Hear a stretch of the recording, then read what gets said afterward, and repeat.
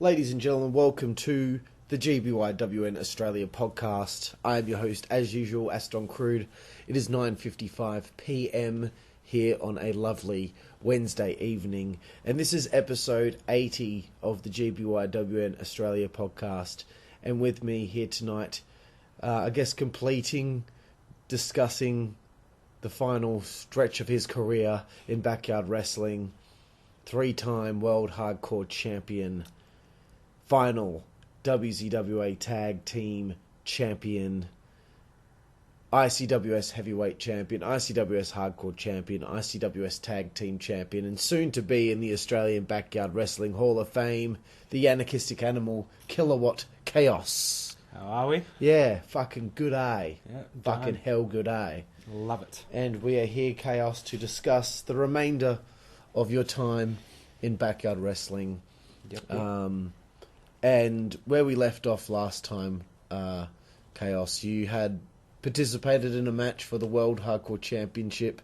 You were unsuccessful in your attempt against the Cannibal Dan Zeppelin, and you proceeded to put on some pretty good acting chops and brought yourself to tears, which made me think I need to go in a different direction with this character. There is a depth to this character that I have not got into yet, and I need to find that with Killawatt Kaos.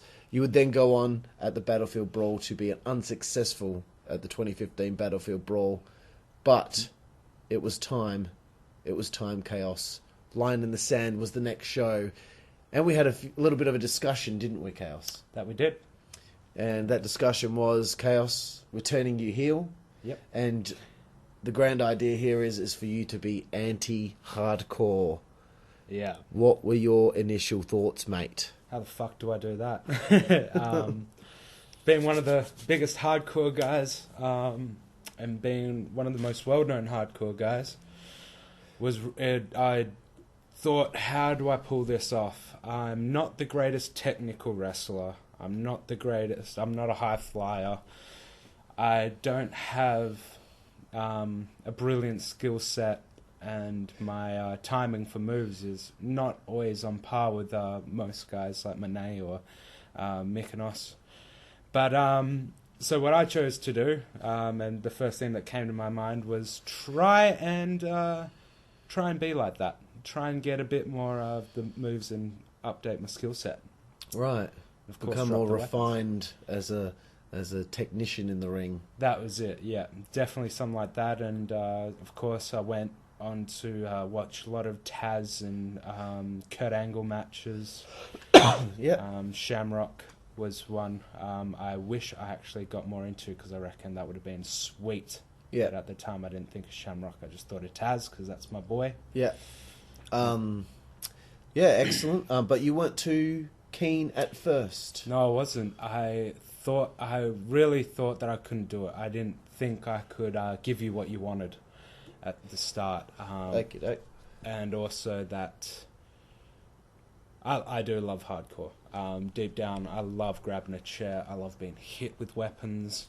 Sadomasochistic motherfucker. And I didn't know if I could do the anti-hardcore thing. I didn't know if I could leave it behind. But history tells the tale. So it does, Kaos, and I'm sure as we get through the storyline, as we talk more, we discover along the line how well you are doing as it's moving along, and that it was an intriguing story for your character. So the place it begins is Line in the Sand, 2016. Enter Brandon Cage at this stage. That comes a little bit later in the show, actually. I believe it is. Is it before the match? I can't remember. Is it before the match with Brandon promo? That you do the promo? Yes, it was. Okay, and it's later on afterward that Dan calls you out, right? It was during that promo, after the promo, yep. Right, okay. So you cut the promo. Yep. What was your game plan going into that promo, using the tonfa as, I suppose, symbolic? Yeah, it was. Everybody knows that I use that the tonfa is probably one of my signature weapons, or it's like a bit like my Mr. Socko. Right. I pull it out, or I have it with me, and in some of the best times in my hardcore matches, I've pulled it out and done some awesome shit. And of course, if the only way to truly know if someone's gone anti-hardcore is they're going to throw their best friend, in this case my weapon, my tomfight, throw it on the ground. That's the full stop. Screw hardcore, and fuck all you guys, because it's all your fault. Basically, that's what it was. And people love when I use that tomfa as well, because they know heads are getting crushed. Yeah. So yeah. Right, and you're about to go out there, you're about to cut this promo. Yep. You think to yourself, I don't know if I can make this work. Yeah, I didn't. And how do I put myself over as a heel? I basically come out and I'm getting cheered, and I'm soaking it all in as well. I'm just thinking, how do I what do I say? I had like 1,000 words to say, and when I basically went through the curtain, it was all gone. I literally was like, oh crap. I'm also very forgetful with my notes. I always lose my notes, and I didn't have them with me to revise either. Right. I got there and I finally did my promo. Yeah. I did all right. And it came across quite well. Everyone was immediately against it, booing you and saying, don't do this, Chaos, don't do this. I'm trying to figure out the timeline of events on the show. You come out, you cut the promo, then does your opponent come out? No, Dan Zeppelin came out. Dan comes out. Dan comes out, tries to talk you out of it. Yeah. You choke Dan out. I choked the motherfucker, yes. And then, then after that you go backstage, right? Because you come back out to your new theme song, right? Yeah, Okay, so it was just a segment on a standalone segment, right? Yeah. Okay, now I know where we are. Okay, sorry, listeners. I screwed them. You choke out Dan. So this is kind of starting the feud with Dan now, heading towards the final battle, which will be coming in a couple of shows' time. Yep. Big reaction for the choke out on Dan. I think the way you locked it in was perfect, and it looked really good, and Dan sold it very well, and Dan's promo was very good. So good start to the feud, I think. I don't think he so much sold it. He said it hurt. And right. Said he actually felt like he was going to pass out. Oh, right. Okay, so... if you can't choke out your best mate, who can you choke Exactly, out? and it ain't ballet. Yeah. All right, so you come back out, and now you're facing Brandon Cage in his in-ring return. Yep. At Line in the Sand. At this stage, we didn't know that this was going to continue to Resolution 4. There was a different plan in place for Resolution 4, which I'm sure we'll get to. Yep. But Brandon, in his return, he had obviously a lot to prove. Did you remember any discussions with Brandon before the match? There was a few. There was a few words exchanged, definitely because Brandon loves to go out there and he loves to put on a show. We definitely talked about how, and people don't always remember, of course, being the anti-hardcore guy, I'm pretty sure I had Brandon go, we can do a spot where you go to grab a weapon and the ref doesn't see or something and you can hit me with it, or I don't even think it was that. I think I grab a weapon and he somehow gets it off me and does a spot. And that's why, as will come to, that a lot of times I've had to tell people, I'm anti-hardcore, remember?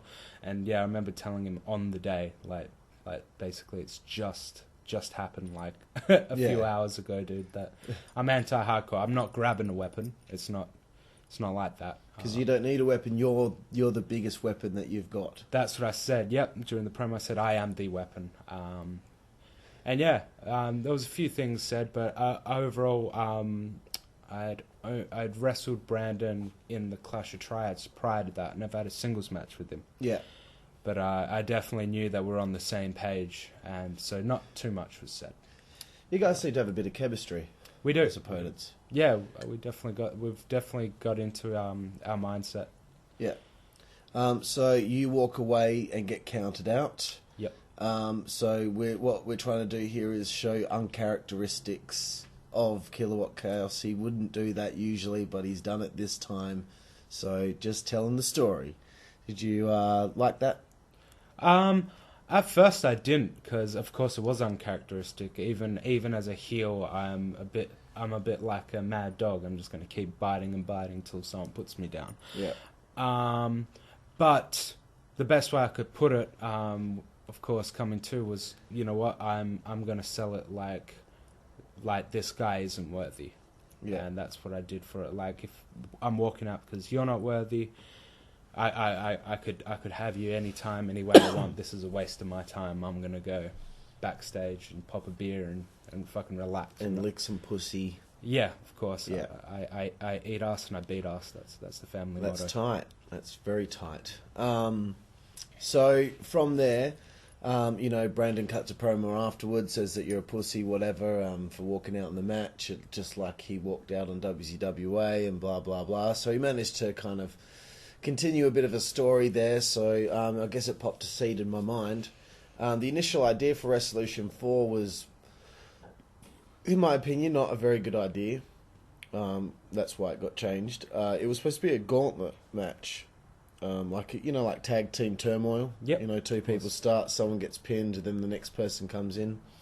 It was going to be like that. And it was going to feature yourself, Brandon, Vincent Graves, Phaser, maybe a couple of masked people. I don't know. But the person at the end of it was going to win a briefcase. After looking over the card, I thought to myself, that's just not a good match. We can do better than this. And so I decided to split things up and put people in different singles matches to beef up the card a bit more. And after that, I was quite happy with what we had. So in the end, it ended up being you and Brandon in a rematch, but this time 2 out of 3 falls for the use it or lose it briefcase, as I called it. I couldn't think of anything else. But what did you think when you found out, okay, there's going to be a return match with you and Brandon at the Show of Shows Resolution? I thought it was going to be awesome. I knew Brandon was going to pull out the proverbial rabbit in a hat, out of the hat, sorry, and, something big was going to happen, and I was really excited to be a part of that. We know Brandon's one of the risk takers, second to Phoenix, I guess, because, he's always doing crazy shit as well. And, I was really excited, and I couldn't wait in character as Kaos to get my redemption and smack him in that mouth that he's been shooting at me. Of course, and excuse me. I always thought at the time, I don't know if Kaos will like this because he's being put into a situation with a guy who, let's face it, at the time Brandon needed to reprove himself. Yep. And I guess in the way putting him against you was like, you're gonna have to get Kaos's respect. And then that'll get the respect of everyone else after the way that he unceremoniously departed WCWA after Resolution 3.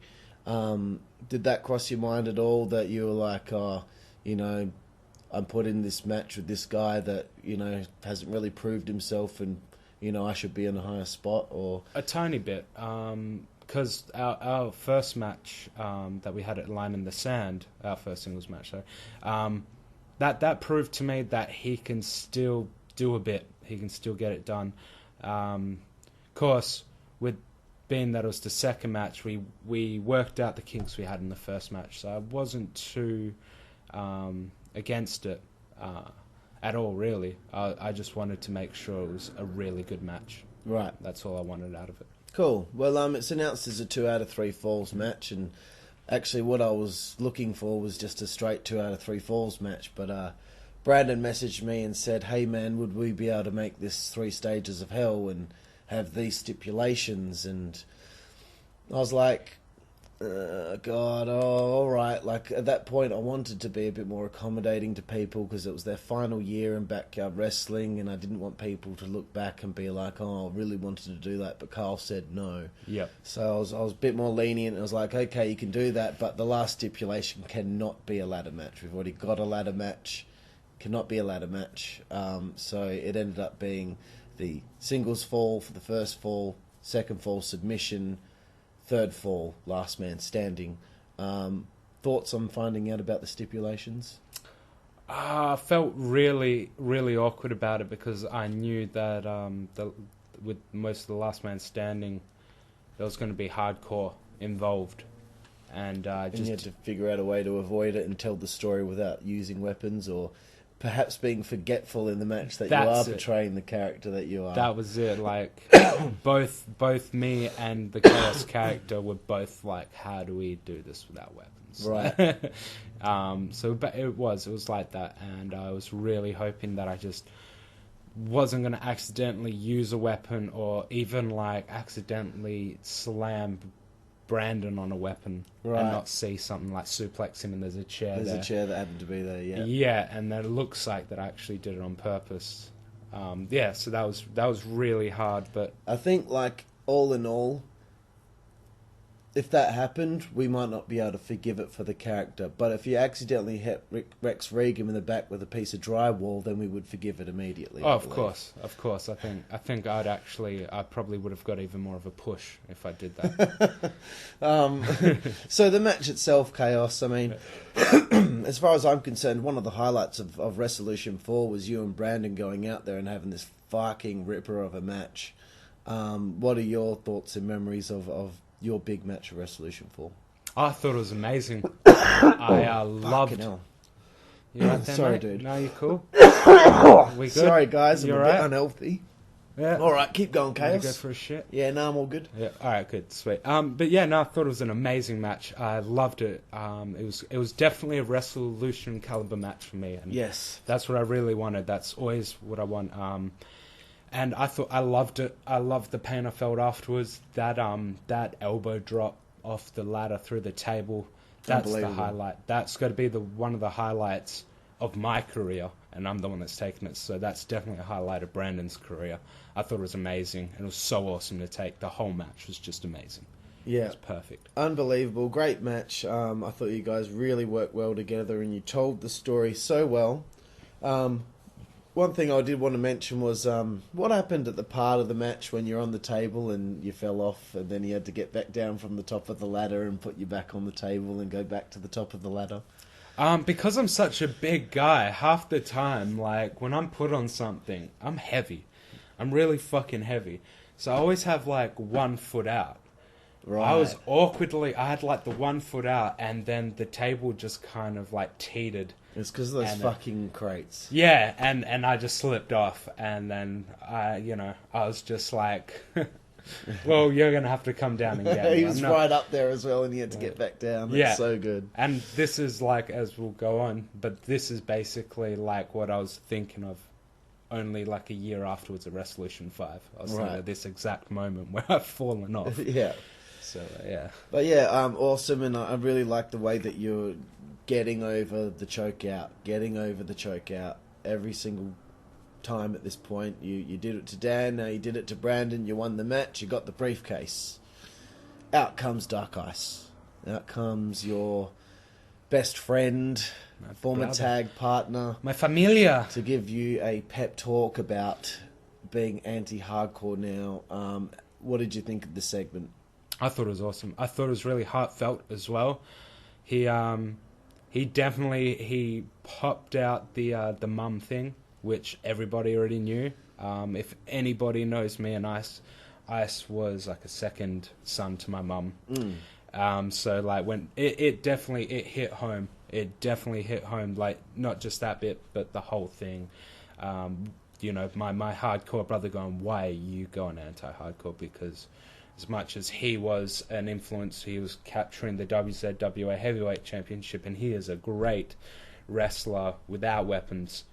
I like to think of myself just as good as a wrestler as him if he added weapons. Yeah.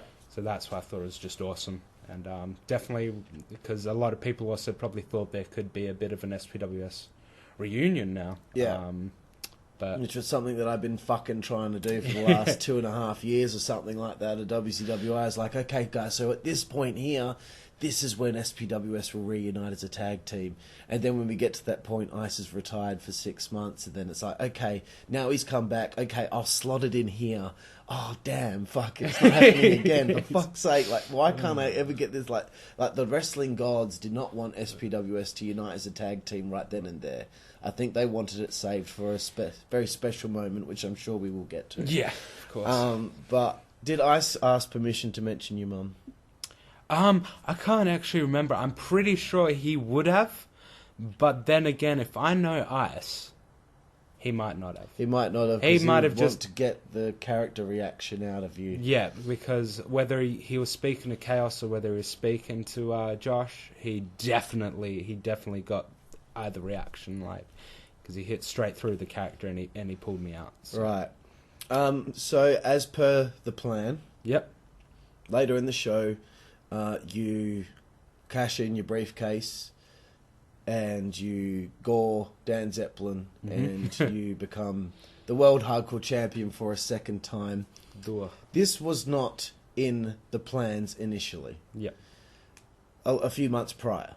But because you cried, because of the changing character, I knew, okay, anti-hardcore has to be the hardcore champion. How fucking annoying would it be for the fans to have the anti-hardcore guy as hardcore champion? I just thought, we've got to do it. And it's going to have to happen at Resolution 4. I didn't want this I hate the thing where everyone's carrying a briefcase around for fucking months on end.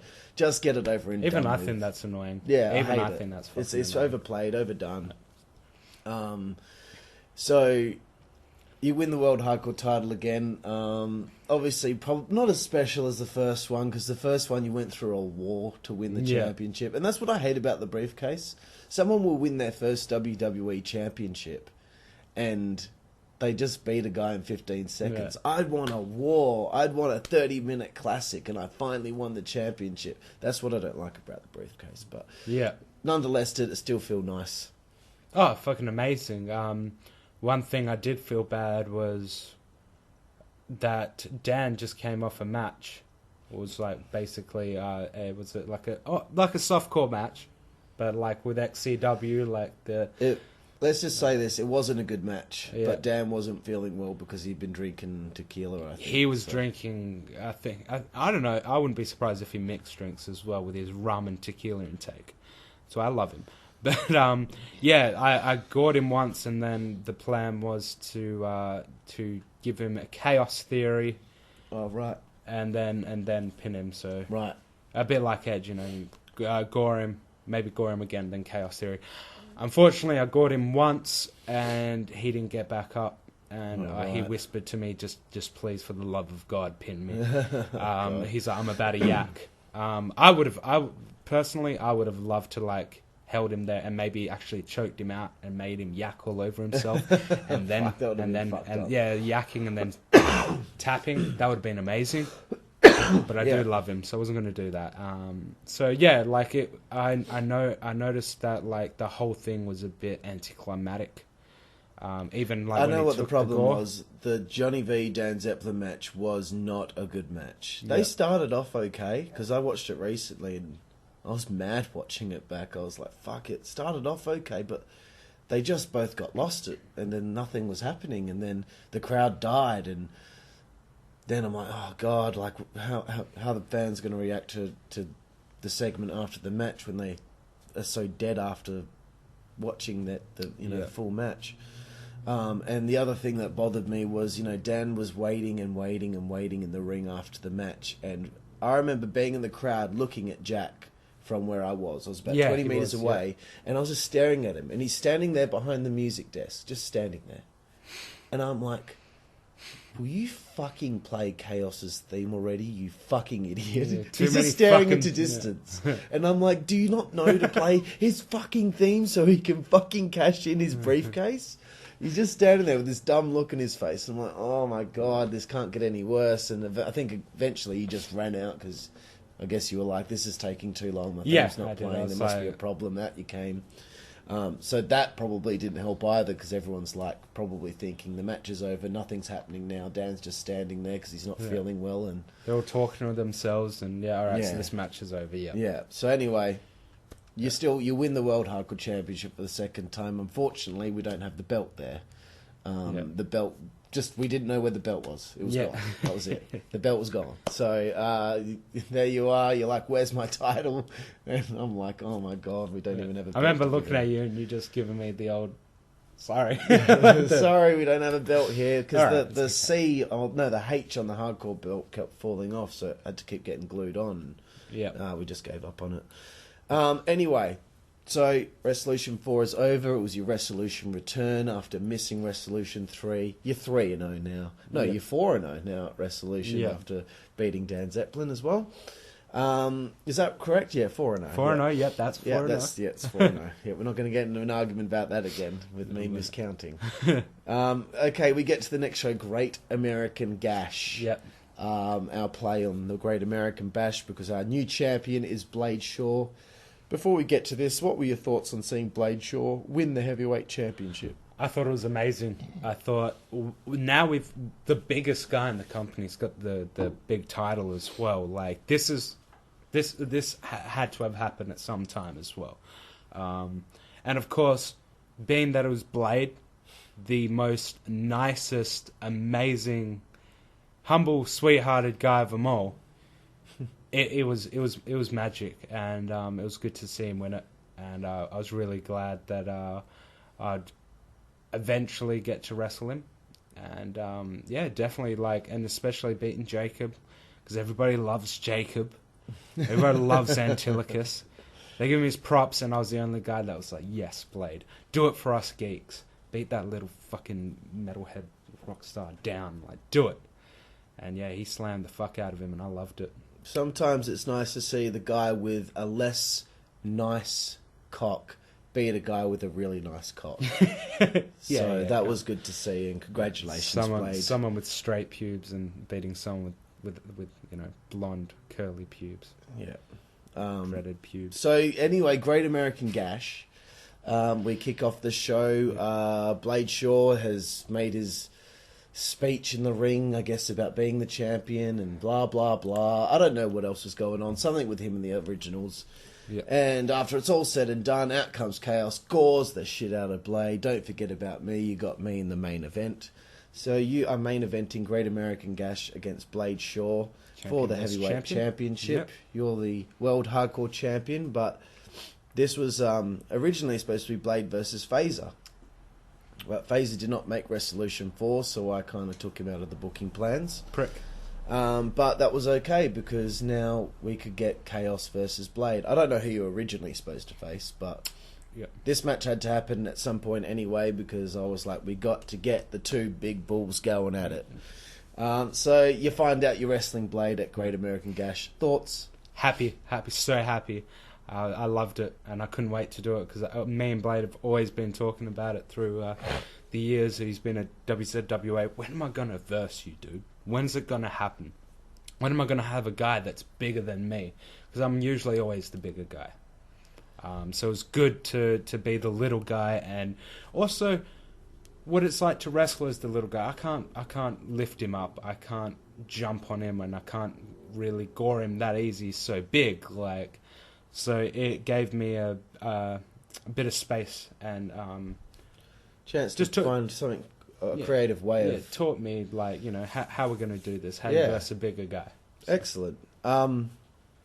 Did you know that originally Resolution 3 was supposed to be you versus Blade?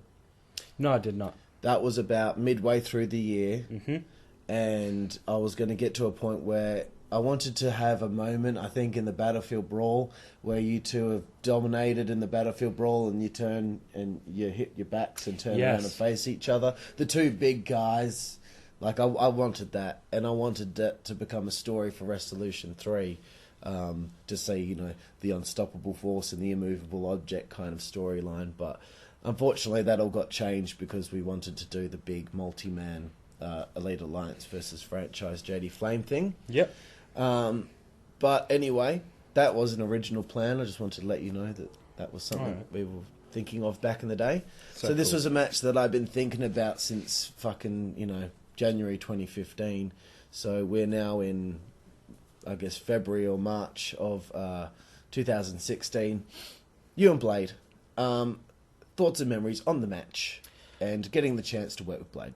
It was great to work with Blade. I do remember, there was a few things I'll just get out that they're a bit miss. Of course, I've never wrestled someone so big, so this is all new to me. I'm still trying to learn the ropes, and for the most part, I think the only thing that really actually went wrong was just because we're both really fat guys getting gassed. at this point.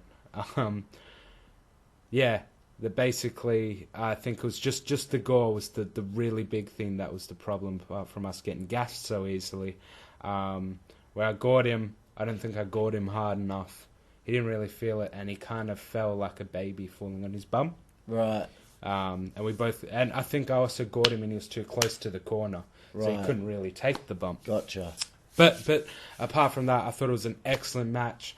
I loved getting thrown around by him. I thought it was like just super sweet, and he was awesome to work with. He let me do my thing. He definitely took my words when I said don't bump. Like if we really need to bump, it's going to be something that's really hectic, and I don't think we should really do it at this show. Like there's nothing we can really do. I can't wail on you with a chair. I can't. You can't just fall out of the ring or something, or like off the top rope. So, everything went well as far as, I think it was a good first title defense for him. He needed a big win out of the gate to kind of solidify his title reign, and I think that was... that's it. That was good for him. So, thanks for giving him such a good match, my friend. I love it, and I would do it for him again if I could. So, Dan Zeppelin, the feud with him kind of continues on, and it's time for the final battle. Hard Time 5, dude. This is when I wanted to start making it sink in with people that we're coming to an end. And I don't think people at the time were really thinking about it. But that's why I started having matches called The Final Battle. Yeah. Because it's the final time you will wrestle that friend of yours. And I wanted it to really sink in, like, yeah, shit, me and Dan had a few battles over the years, like, we're never going to actually wrestle against each other again, as far as the storylines go. Like, what do you think when you hear that? Like, I mean, it's just a kind of a strange thing, right? Like, wow, this is the last time I'll ever wrestle Dan. You just think you're going to wrestle your friends forever, Well, that's it. It shook my bones. It really hit home that this will be the last time. Me and Dan had our little kind of feud in ICWS, gone through WZWA. We've had our matches, and we've always met somehow in the ring. He's so awesome to work with as well.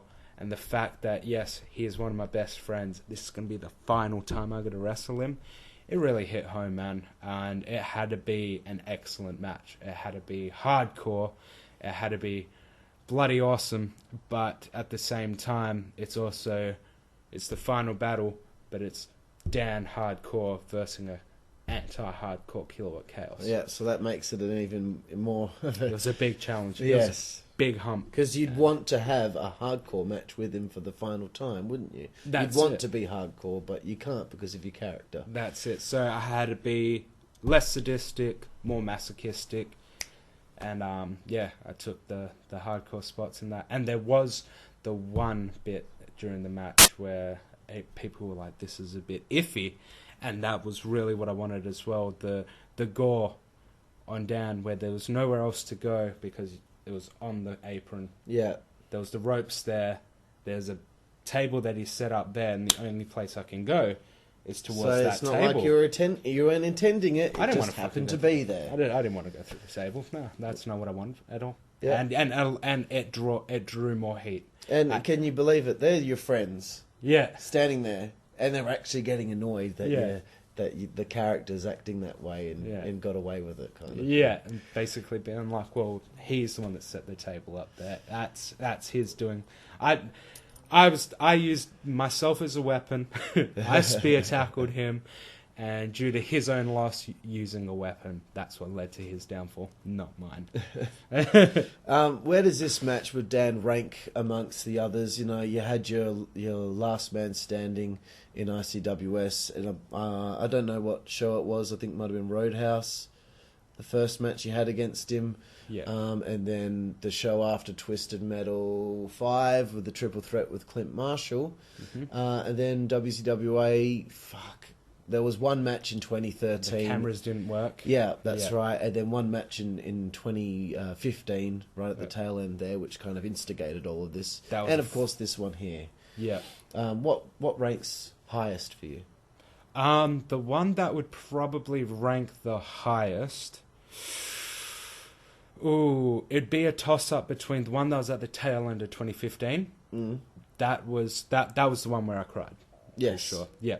So I'd probably say it was that one. Otherwise, it would be the one at Bloodline. That's it, Bloodline. The last man standing match. That was like a long match. And that was a brilliant... big feud ending match, right? Yeah, everything about that match was awesome as well. Like, we hit moves so crisp. It was just me and him, like, basically fresh, apart from having the one short match. But no, it would have to be the one at the tail end of 2015. Also because of, as I've stated before, that time in my life was really hard. Course, gone through pain, was purging it a lot. Everything about it was just awesome. The first time I ever taken staples in the head. It was it was hard hitting. It was hardcore. We had comedy in it, like me and Dan would do as friends. And yeah, it was just amazing. I really wish the one with the cameras that's stopped. I reckon that would have been an excellent match as well. If the cameras didn't keep cutting it just ruined our vibe, but, we had the light tubes and all that. Yeah. That would have been sweet, but definitely the one at 2015. All right. So the final battle's over. Yeah. You guys have a beer with it. Fuck the character stuff at this stage. You have a beer together in the ring to celebrate. You get to the entranceway and you finish your beer, I suppose. Turn around. Esqueleto smashes a chair over your head, breaks the chair on your head. Takes the mask off. It's Aston Crude. You've been revealed as a hit on the hit list. I think this was the best revealing of a hit that I did because it was something a bit different and people didn't know what was going on until I took the mask off. It was fucking hectic. I didn't realise how hard I actually swung that chair at you until I saw your head come through it. And I said sorry to you after it. I was like, oh, fuck, I didn't realise I hit you so hard. How did that chair shot feel? It felt like a ton of bricks falling on my head. Because you fucking just dropped. I blacked. Oh, really? Yeah, I blacked out. Like So till I hit the ground. Like it was so fast. It like before I knew it, all I see is the chair up, and then I just see the chair like come through, and I feel the frame hit my shoulders, and then black. And then I basically just like literally gotten back up or like came back to, and I'm on the grass like, and all I see is you over me with the microphone. And announce you as the next hit on the hit list. Yeah, and I didn't really. It's not like I felt pain, but I definitely felt it. I felt the pressure of it just go.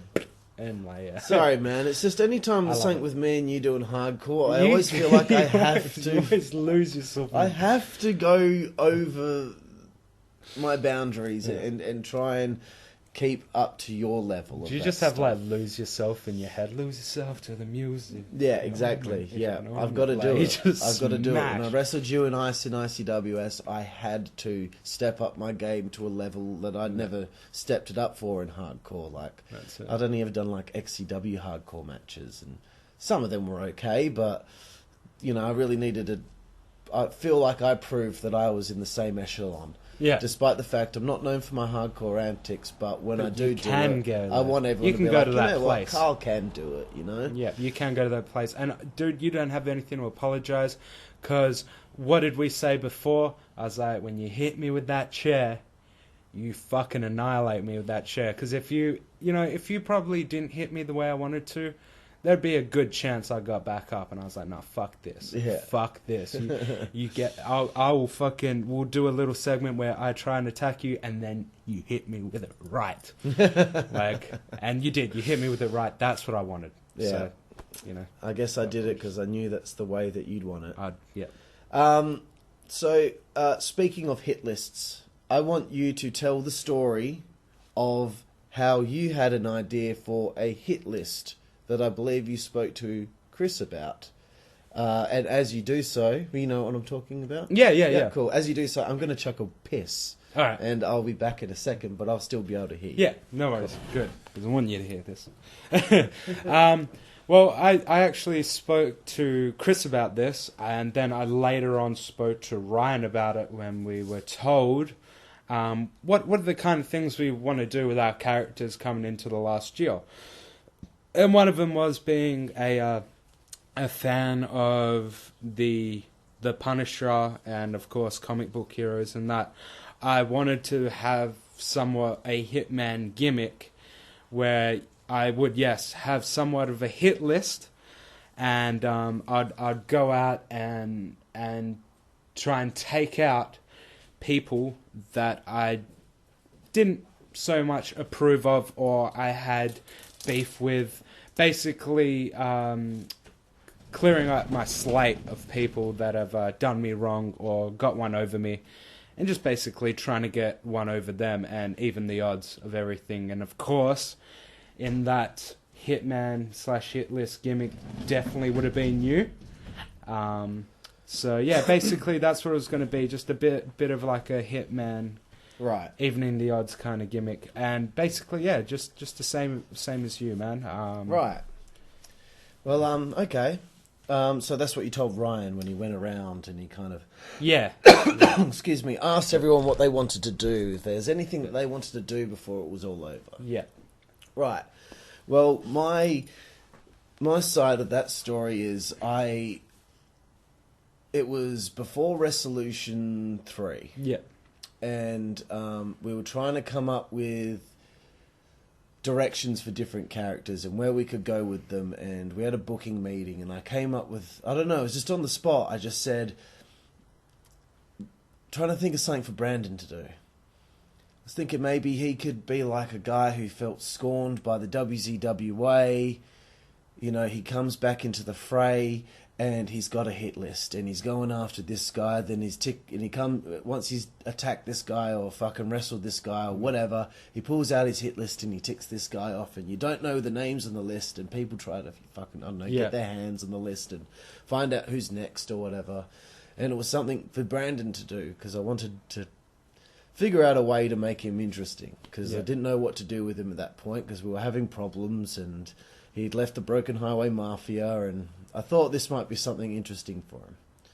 Well, he says, I like the idea, but I'm not interested in wrestling anymore. See you later. So then I was like thinking maybe Phaser might be good for it. But then like Phaser wasn't really there all year, so I was like, okay, well, just shelve that idea.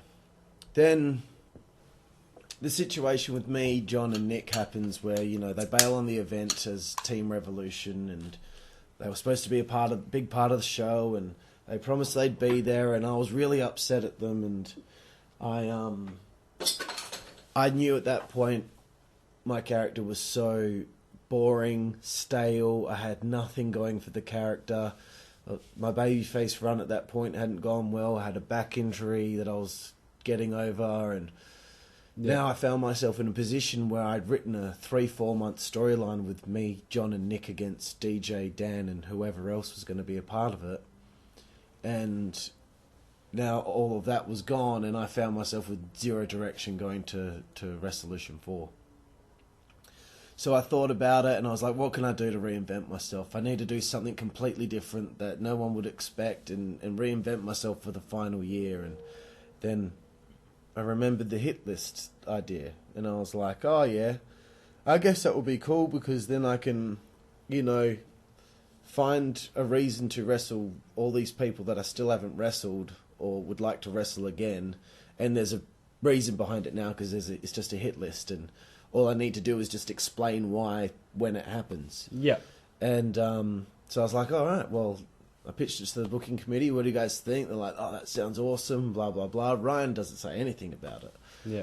And then it was probably only at a party, a few weeks after it debuted, or maybe a couple months after it debuted, where I think Chris said to me that I stole the idea from you. Yeah, yeah. And I was like, what the fuck are you talking about? Yeah. Like, I'd never heard about that before. So I thought that would be interesting for us to discuss here today. Yeah. Did you think that I nicked the idea from you? At first, I was like, maybe he did. Maybe because, of course, of the booking committee. But I was like, that would have been something that would have been spoken to about. Like, it would have definitely been a conversation brought up first. If you knew that we both were going in the same direction with something. Where I didn't think you nicked it. Like, of course, you had the hit list where you would actually have, you'd come out and you'd explain yourself and the matches where me being Killawatt Kaos, if I was going for people, it wouldn't really need to be too much. It's just being, of course, the anarchistic animal. Right. I set my sights on someone. It could be someone that's even rising up in the ranks. If I don't approve of that, so I try to take him down a peg or something like that as well. Just a very heel kind of version of it. Gotcha. And the only difference I had was I was going to get a shirt made, and I was going to every so often get the shirt, Killawatt Kaos, whatever, on the front, but on the back, I was going to try and get the skulls made. So, for you, it would be like a skull with long hair and a bandana. Right, yeah. For Ice, it'd be like a hockey mask with a skull with a hockey mask, and I was going to get that. So you get more and more added to it each time. Yeah, and I'd keep going. And damn, that's a good idea. Yeah, I would have stolen that if I knew about it. Yeah, so there you go. There was heaps, or even an actual checklist on my back, and and I'll just get a paint marker and I'd put an X in one of the boxes.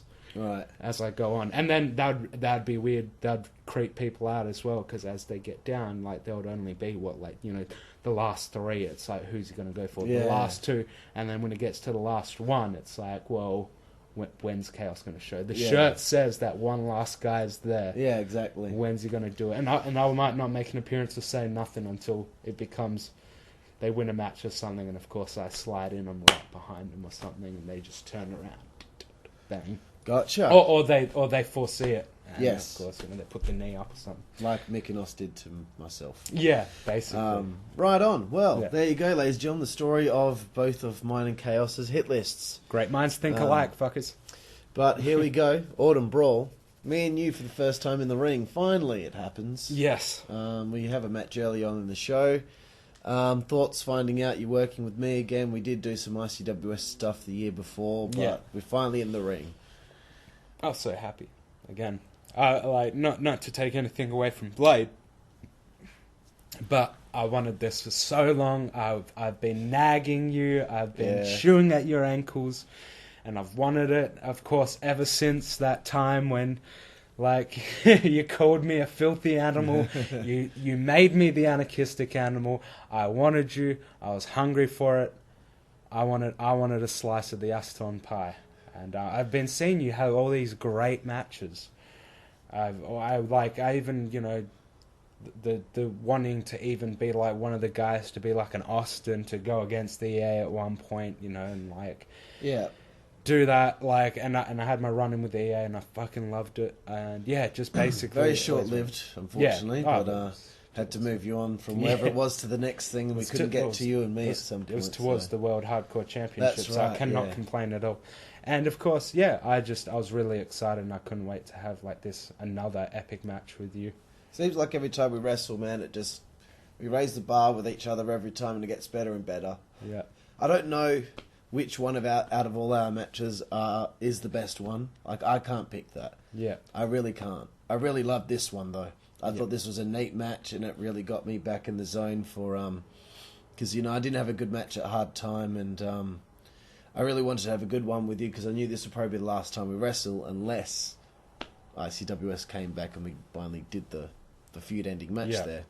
But awesome match. I really enjoyed it. My favourite part is when I went for the leapfrog and you held onto the ropes and you gored the shit out of me. I feel I take the gore really well, and I was really happy with how that turned out. Take it really well, yeah. The crowd reacted really well, and then the bit where I fucking danced up the turnbuckles and managed to get the pin on you. I wasn't sure if I was going to be able to do it, if I was flexible enough, but we pulled it off, and crowd seemed to react to everything we did.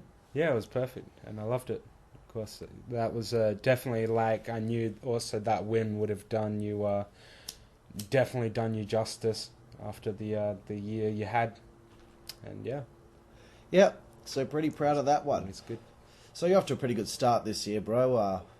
You've feud with Dan is over. You've had a couple of cracking matches with me and Blade.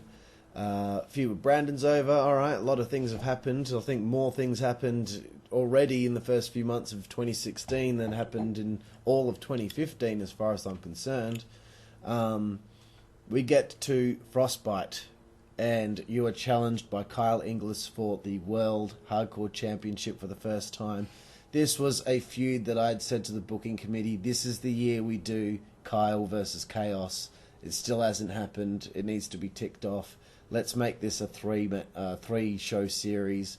Let's see what these two can do with one another, and that will be the culmination of the Chaos anti-hardcore storyline where you get the bloodlust back. Yeah.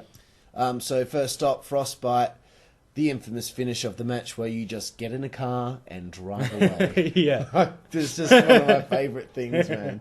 I remember being at the booking committee and I said, how about this, guys? What if Chaos just gets in his car and drives off, and then Kyle's like, what the fuck, cunt?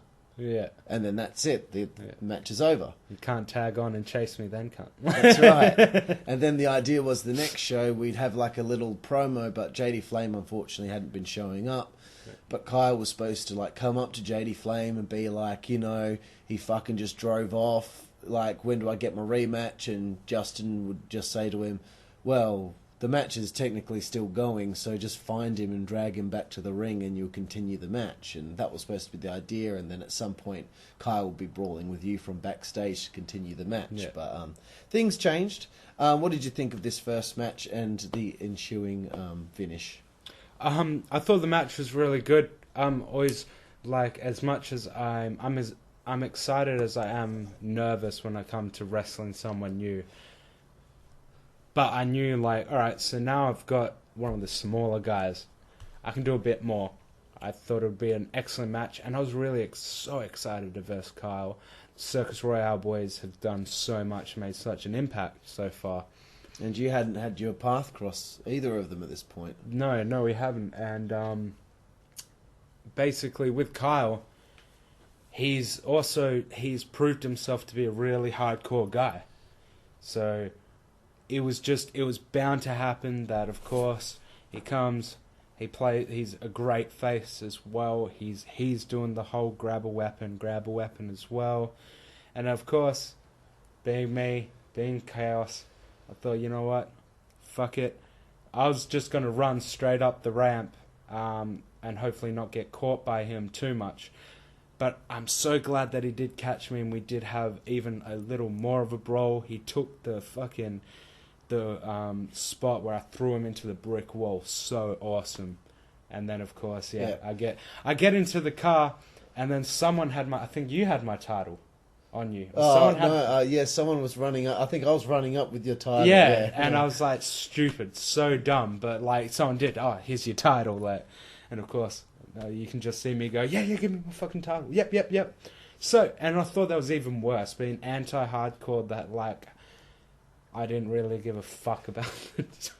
You didn't give a shit about the title defense. You just wanted to grab it and get out of there. I just didn't want to lose. Like, I just didn't even want to deal with this guy. It was such a good little segment because Kyle was selling it so well. Like, oh, what the fuck, cunt, you fucking pussy, and fucking hitting the car and fucking... And Ice's car as well. I was looking at Ice as well as I'm getting in, and he's just like biting his nails almost. He's just like, I remember at one point, I've got the window down and I can see Kyle about to like kick the door, and thankfully the cameras aren't on, but he's like about to kick it, and I've literally gone, like, don't kick the door. It's Ice's car, like, don't kick it. And he's like, oh yeah. You know, Axel frustrated, and of course the final scene with the flipping the bird out the window. Yeah, my red wraps, like. And what a great start to the feud, man. Like, everyone knew that this would move on to something else. Oh, it was so good. And it did move on to something else. We got to WCWA Poo. First of all, your thoughts on the name WCWA Poo? It's so brown and pure, mate. Yeah, this is the show in dedication of Luke Monet. Yep. So it was supposed to be you and Kyle straight up in another rematch, but things changed a little bit, and we thought we'll put Chaos against Deacon for the first time. There's an opportunity for that match to take place, and with the ensuing Kyle versus Deacon storyline about to take place, we thought, well, this would be a nice little crossover for both of those feuds. And then Kyle runs out and joins the match halfway through, and you end up still escaping with the World Hardcore Championship without using a weapon. Yep. Thoughts on how this went down? I thought it was an awesome match. I hadn't versed Deacon yet either. So we get to this match, and it was like just a really good triple threat match. I really thought it was awesome. The spots we did were awesome. The little bits that they did with me and like getting over on me were sweet as, and I love that. I love when it just the flow. Just I felt like the flow of the match was really good, and the finish was so cool. And then, yeah, of course, I got one over Deacon. Thank you, Deacon, for that. And, dude, just if I could go back and do that match again, there wouldn't be too much I'd have to change. Because it was, just a match that flowed really well. And I not that I was depressed, but it really made me think. Really made me wish that I wrestled them a bit more, especially Deacon. He was really fun to wrestle with. Excellent. And that gives both Kyle and Deacon the distinction of having wrestled you and Three Dog in a triple threat hardcore match, which I'm sure they both love both matches. I know that for sure. We move forward to Hardcore Hell, and you know that you're in the main event of the evening, I suppose you could say, for the World Hardcore Championship, Stairway to Hell 5. Yep. This is where the bloodlust will come back. As soon as you hit that barbed wire, all of a sudden, the old Chaos comes back. What did you think of that idea? And also thinking, shit, I've got another Stairway to Hell match. I haven't had one since the first one. I was really excited to have another Stairway to Hell match. And that's what's fitting. That's what's so fitting about the story is here we got the thing that really solidified me as a hardcore guy was that first Stairway to Hell match. I think that's the match that got us the World Hardcore Championship, because that was for the Backyard title. Yeah. And I believe Rad Hazard saw all these antics we were up to in hardcore and thought we got to give them the World Hardcore belt. And that's it. And that was such an excellent match. It's, like I always said, that's like one of my top favourite matches. And here we come, and my next Stairway to Hell match, and I'm getting my bloodlust back. And I know I'm going to get my bloodlust back during this match. And just that, just the poetry to it, it made me so much more excited for it. I was so keen for it. The match itself was amazing. A lot of people think it didn't look too well at the end, the finish that we had, but I thought it was even more cool that he did the Warmer away. He gets his foot caught in the barbed wire. He kind of trips over with me because it's like he's put enough force in the Warmer away that he's literally also gone forward, tripped over me. The barbed wire's caught his leg and it scraped across my face. Right. And then he's come back around, done it a second time. And then, of course, he's pinned me. So good. So awesome. The whole match was a bit not so much botchy, but as I go with the flow. It was a bit here and there. But for the most part, I thought it was an excellent match. It wasn't bad at all. Yeah. And great feud-ending match between yourself and Kyle. Kyle now Backyard and World Hardcore Champion. He's got 2 belts. He's become one of the biggest rising stars we've ever had in WCWA, over the 3 years. And now he's got 2 of our main singles titles, and both those titles are very much about hardcore wrestling. That's it. And another thing is, I've gotten to pass the torch to someone else. I did it with Jacob as well. Yeah. And to do it again, it's such an honourable thing to pass the torch to people who thoroughly deserve it as well. That's right. In total agreeance there, bruh. Speaking of hardcore, Christmas Carnage 2016, it's your turn in the Dream Match series to face Phoenix. We have been through this before, I believe, but let's talk about how that went. It depends. Because this was just supposed to be one and done. Yeah. And it ended up being a story that went from Christmas Carnage to the final show, which I couldn't believe. We ended up wasn't supposed to be in the plans. You're both going to go in separate directions. You're just passing each other in the night one time, and then that was going to be it. Yeah. So, talk about it. All right, so this is what is definitely one of those lightning in the bottle situations where, yes, it was supposed to be a dream match series. It was supposed to be the one match. We get to see what it'd be like if Killawatt Kaos met Phoenix in the ring. And it happened that about 16 seconds into the match, I cracked Phoenix's skull. I think I fractured his eye socket. Yeah. And I think that's where we knew from that moment where even I was like, this is not going to be one of those dream match things. There's going to be repercussions to this for Kaos. Because originally, like, he comes out and he does his little, he does his speech, and as I always say, like, I'm not here for talking, I'm here for wrestling. So he does his speech, he talks, and I'm telling him, you know what, as Chaos, I'm like, you know what, you wrap it up, you talk too much, and he brings out this little toy, a little boxing glove toy, and Chaos is insulted by this. You know, I'll give you a free shot, and gives me this toy, and I'm like, I had not really told Phoenix about this. I told him that, yes, I will strike you, but I didn't tell him I was going to do it with the toy. He didn't know I had the tonfa slid down the back of my shorts. So as you see, he's talking, and I'm looking into his eyes. I'm like, yes, and I'm drawing him here. He gives me the toy. I drop it. He literally looked like, why did you just drop it? That's not part of the...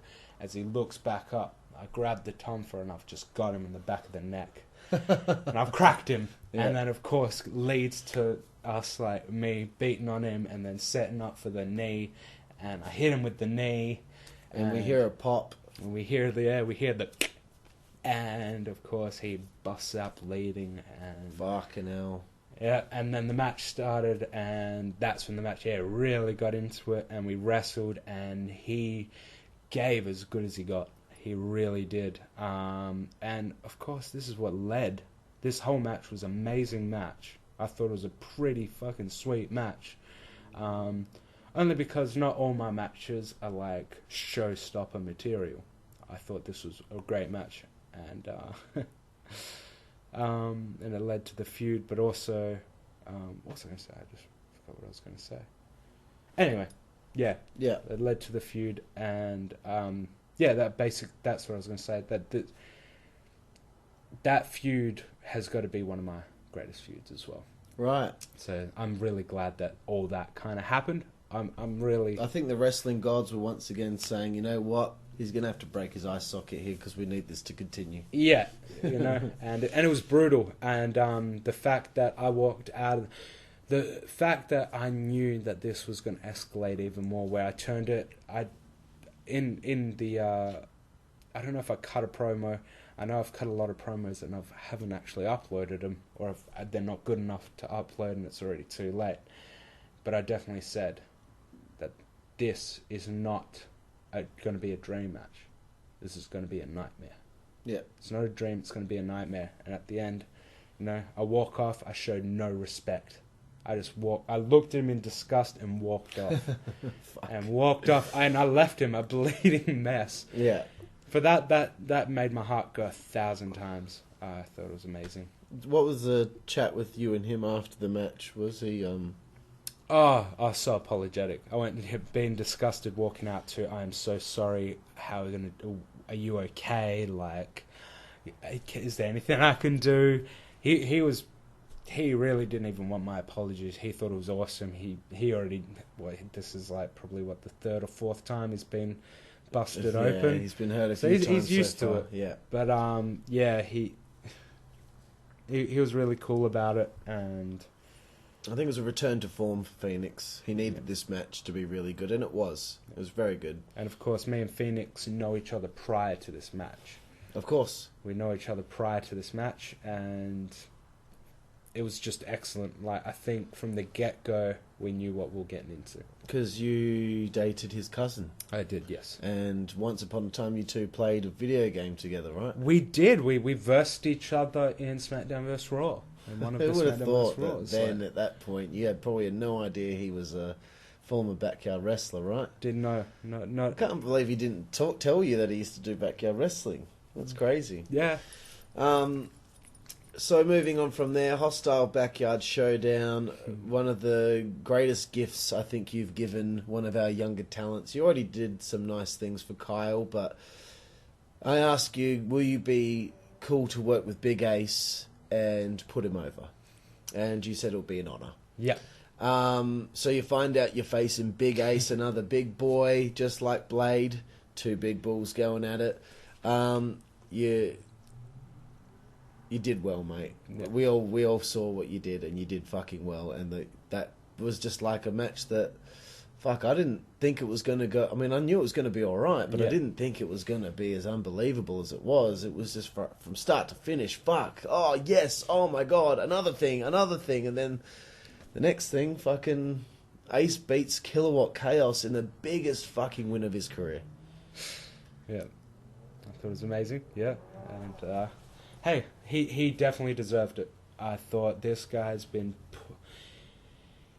I watched him when he first came in, and he there was times where he collapsed and he couldn't get people up, and I was like, you know what, this is my chance. I didn't want to intrude on all the matches and give him feedback, but I was like, you know what, if this is me and him, I get a bit more leeway and I've got a bit more of a right to talk to him, and I wanted to boost his confidence. He was he wasn't very adamant about lifting me. Right. And I was like, dude, you and can I do probably this. Didn't help either, because I said if you can't... Because he had problems with his knees in the past where he couldn't quite lift people because of his knees. But so I was like, if you can't do it, try this. Yeah. But you... I've been there. There's been many a match where I've lifted someone and my knees have dislocated under the weight and pressure of people. Like, they've just popped out. And it's happened a lot, and I've had to pop them in during matches.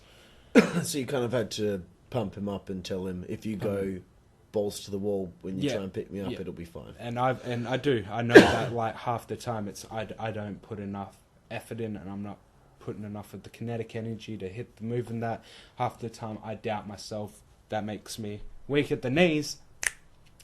Bang, I'm on the ground, putting my knee back in. I was like, you can do it, man. He's got this. It's not so much that he's a fat guy. He's got mass. He's a big bloke. Yeah. His chest is actually quite huge when you look at it. And I was like, you can hold me up. Oh, I don't know. No, you can hold me up. You can do it. If you know what? We'll even do it next to the ropes, because as soon as I feel that, I will feel that if you're not getting me up or you're having trouble, I'll grab the rope. We'll do it like that. You can put me down if you really think so, but I know you can do it. Pumped out with confidence. We had this great match. The first move, basically the big move, the power slam. The power slam. Oh god, fucking so cool. The crowd popped like fucking crazy for it. I thought it was amazing. When I look back, even I popped for it. I'm like, fuck yes. I was like, how did you do it, Kaos? You've never taken that move from anyone before, and then Ace has never delivered it to anyone before, and it was perfect. Yeah. And the way I said it, I was like, the way I want you to do is Orton-ish. And he's like, but Orton does it so fast. And I was like, we do it as fast as... We're two big blokes. It's probably going to go slower, but it's going to be more of an impact. And we did it. He basically, how do I do it? I'm going to come running at you. I'm going to do kind of like a springboard. Just hug me. Like, hug me. Put your hand around your crotch, around there, and just flip, man. Don't even try and catch me. Just as soon as you feel contact, just whip your body around, slam me down. And he did, and it was amazing. I felt my legs literally just like go numb, because of like the blood just rushing everywhere. So fucking good, man. And we continue the story with Phoenix, and he helps Big Ace get the victory over you. Yeah. Beats you with the Shazam, I believe. Yeah, he got me with the Shazam. I made sure I sold that really well. The way that you took it was so sick, man. It was just like, fucking hell, we could sell him there, bro. So all in all, very proud of the match. Yep. I was very proud, and I'm very proud of Ace. And if you're listening, man, fuck yes, dude. Just yes. Like, this was, Ace's, he's coming to the dance here at this point. He's beaten Luke Monet, now he's beaten Killawatt Kaos. Fuck, what's next for this guy? Warmed him up for you. That's right. Dark Ice has to depart wrestling at this point. I believe it's Hostile Backyard Showdown. He faces Blade in the big rematch from WZWA Poo. Yep. Where, look, that match was so good. I was like, you know what? We were doing the booking committee shit, and I was like, you know what we need to do? We need to listen to what DJ said. DJ said, I'd love to see one more battle between these two. And if at least one person's that passionate enough to say it, let's book it again. Mm-hmm. So I was like, Blade versus Ice one more time. And it didn't go the way that we had hoped. Ice got hurt, and now he's retired again. What I want to talk to you about is how you were feeling about Ice being like, I won't be at the final show. I mean, look, it's the way it happened. It was the way it happened. But let's talk about how you were feeling at the time. I won't be at the final show. I've got a wedding on. I retire. Good luck, guys. I'll still be at the shows, but I won't be at the final show. Yep. How did you feel knowing what I wanted to do for the final show? Knowing I wanted some sort of interaction with you guys? I felt really... I was upset. I was almost scared because I don't want that to happen. I already had it planned out that I was going to... That last show was going to be me and Ice. And I was going to leave happy. Like... I basically, out of everything that I wanted, was to win the World Hardcore Championship for a second time, and SPWS to reunite. Yeah, that's the only two things I wanted, and we're on the track to getting that. And I was trying so hard to get it to reunite. I just wanted it just one time. Exactly, and I will admit, and I won't deny it, that I was being selfish. I wanted it to happen. I didn't want him to have this wedding, of course, because I want him to be there. Happy that he went to the wedding, kudos to his family and, like, congratulations, but I need you there, bro. Like, for me, for you, you don't want to be disappointed that you missed out. I don't want to be upset, and I was just disappointed when I found out. Not so angry at him. Definitely not angry at him. I know that I was upset. And there was a situation where you and him were talking about it, and I think he said something to you like, Carl doesn't understand my family dynamic, or something like that. And your response was, well, to Carl, we're his family, and if one member of the family isn't going to be together for this show, it's the same kind of situation. And I guess he might have understood a bit more where I was coming from after you talked to him about it. Yeah. But the only thing I was upset about was... That's it. There's no likelihood I can even make it for a little bit. And look what ended up happening. I mean, he could make it. And that's all I wanted to get across to him is like, just talk to me first. We can figure something out. Weddings don't usually take place till later in the day. Just, we can figure out how to get your shit done early. Yeah. Which is what ended up happening. But at this time, still, we had to go through the negotiation situation with him to try and get him there. But it must have been a bit... upsetting for you to think, fuck, we're not going to get to do it, and I'm going to live with this regret now. Yeah, I would have get to do it. I would have hated it. When you look back and you're like, oh, that still nags at me that we didn't get to do that thing. Yeah, and it definitely is. Like, even one of the last matches me and Ice had, it ended up in a draw, and I was like, I hated that. Like, Ice actually should have went over that. Ice should have went over. It shouldn't have been a draw. I told him he was supposed to win, bro. Just that little and thing. And he wouldn't do it. He wouldn't let you. He wouldn't let you. And that's what we're like. We're like that. We're brothers like that. And and here I was thinking I was meeting him halfway with that. But anyway, definitely we went through the family dynamic, and I had to basically be and tell him and relate to him like it's me. Like this is family for both of us, man. This whole little family, it's the biggest show of them all. Look, if he didn't make it, he didn't make it. Yeah. But it was important to me to make him understand, I don't want you, Ice, my brother, to live with any regret that you weren't there. That's it. And if we find a way, all we got to do is talk about it, and then I guarantee you'll be like, fuck yes, I'm glad we did that. I'm glad that they convinced me. Yeah. Anyway, we'll get to that again once we get to it. Battlefield Brawl 2017. Yep. What comes first, the Battle Royal or the number one contendership for the hardcore title? I'm pretty sure the contendership for the hardcore title. Right, so we've got a very interesting situation here. We're bringing back Rex Regan into the hardcore scene. My boy. We've got Phoenix, obviously, yourself, and Steel Kemsley in a role that everyone, when they saw that, was like, oh, Steel's going to die. This is it. This is the end of Steel Kemsley as we know him. I thought just the idea, because we had only just booked this a few months prior because we had a few gaps, and we realised we had a day and night show for Battlefield Brawl so we could give everyone a match. So I was like, how about this, guys? We put Steel in there with Kaos, Phoenix, and Three Dog. And the guys were like, oh, fuck, that would be hilarious. But then obviously we were like, you know what? Let's move Three Dog out of the situation because we can't trust him. Let's put Rex in there, knowing that he'll be able to bring, if not better, than what Three Dog can. Yeah. And, bro, what a great fucking match. I mean, that had disaster written all over it, considering 4 different people, 4 different thoughts on how a match might go, all trying to have a good 4-way. Fucking hell, like, how did that fucking end up being a good match? You explain. Because I know there were frustrations. There was. There was a lot of frustrations with good old Phoenix putting in so many ideas here and there. He's got so many. The brainstorm was on full tilt, and it was smashing down on us where we had Rex was doing duties for the originals, so he wouldn't be present. And Phoenix is talking to me, and I'm saying, dude, let's just wait, because you're bringing up spots that involves all 4 of us, and, you know, it is a fatal 4-way. These 2 have to be somewhere. We have to bridge all this stuff and make it work. Yeah. So, you know, and then it'll come, and I'm, at this point, like, I'm actually thinking of changing my music as well. That's right, yeah. With me changing my music is a disastrous ordeal.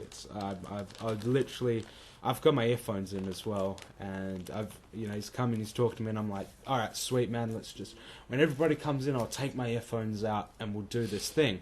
But for now, I'm just listening to music, I'm thinking about stuff for the match as well. I'm doing it all right now. Of course, he's kind of ignored that, and he's kind of tugging at my shirt again. Because he keeps poking me too. He keeps going to me and asking, can I do this? And just like, I'm like, I don't know, dude. I'm burned out. Yeah. I hate today. Don't talk to me. And I got on the mic, I think, after Deacon asked me a question or something. I said, Deacon, this is nothing against you, okay? From now on, no one asks me any more questions. If you have any questions, ask Brian or Luke, okay? Leave me alone. Like, I was at my wit's end. And it was like that for me as well. And then, you know, I've got Steel comes up, and I've almost like gone off at Steel because Phoenix has come up at least 6-7 times, tugging me with my earphones in, and I've literally told him, sweet man, just looking for music, just trying to get in the zone right now, not think about it right now. Chris is doing this thing with the originals, wait till he gets back. And then, yeah, of course, Steel tugs, and I'm like, oh, what? Oh, no, it's Steel. What's up, buddy? And he's gone, Phoenix is said, and I'm still like, it may as well have been Phoenix come up to me and tugged on my shirt. So now Steel's good. And I'm like, Steel's awesome. I was like, Steel, man, we'll just wait till, like, Chris Steel's comes back. Playing and then Messenger at this point. Yeah, okay, and I was like, I'm pretty sure Phoenix has just gone to Steel, and now he's talking to Steel, and Steel doesn't know what's happening because he's so Steel innocent. yeah. So yeah, and then I'm like, Steel man, just whatever Phoenix says, just tell him, wait till Chris comes in. We'll get Chaos.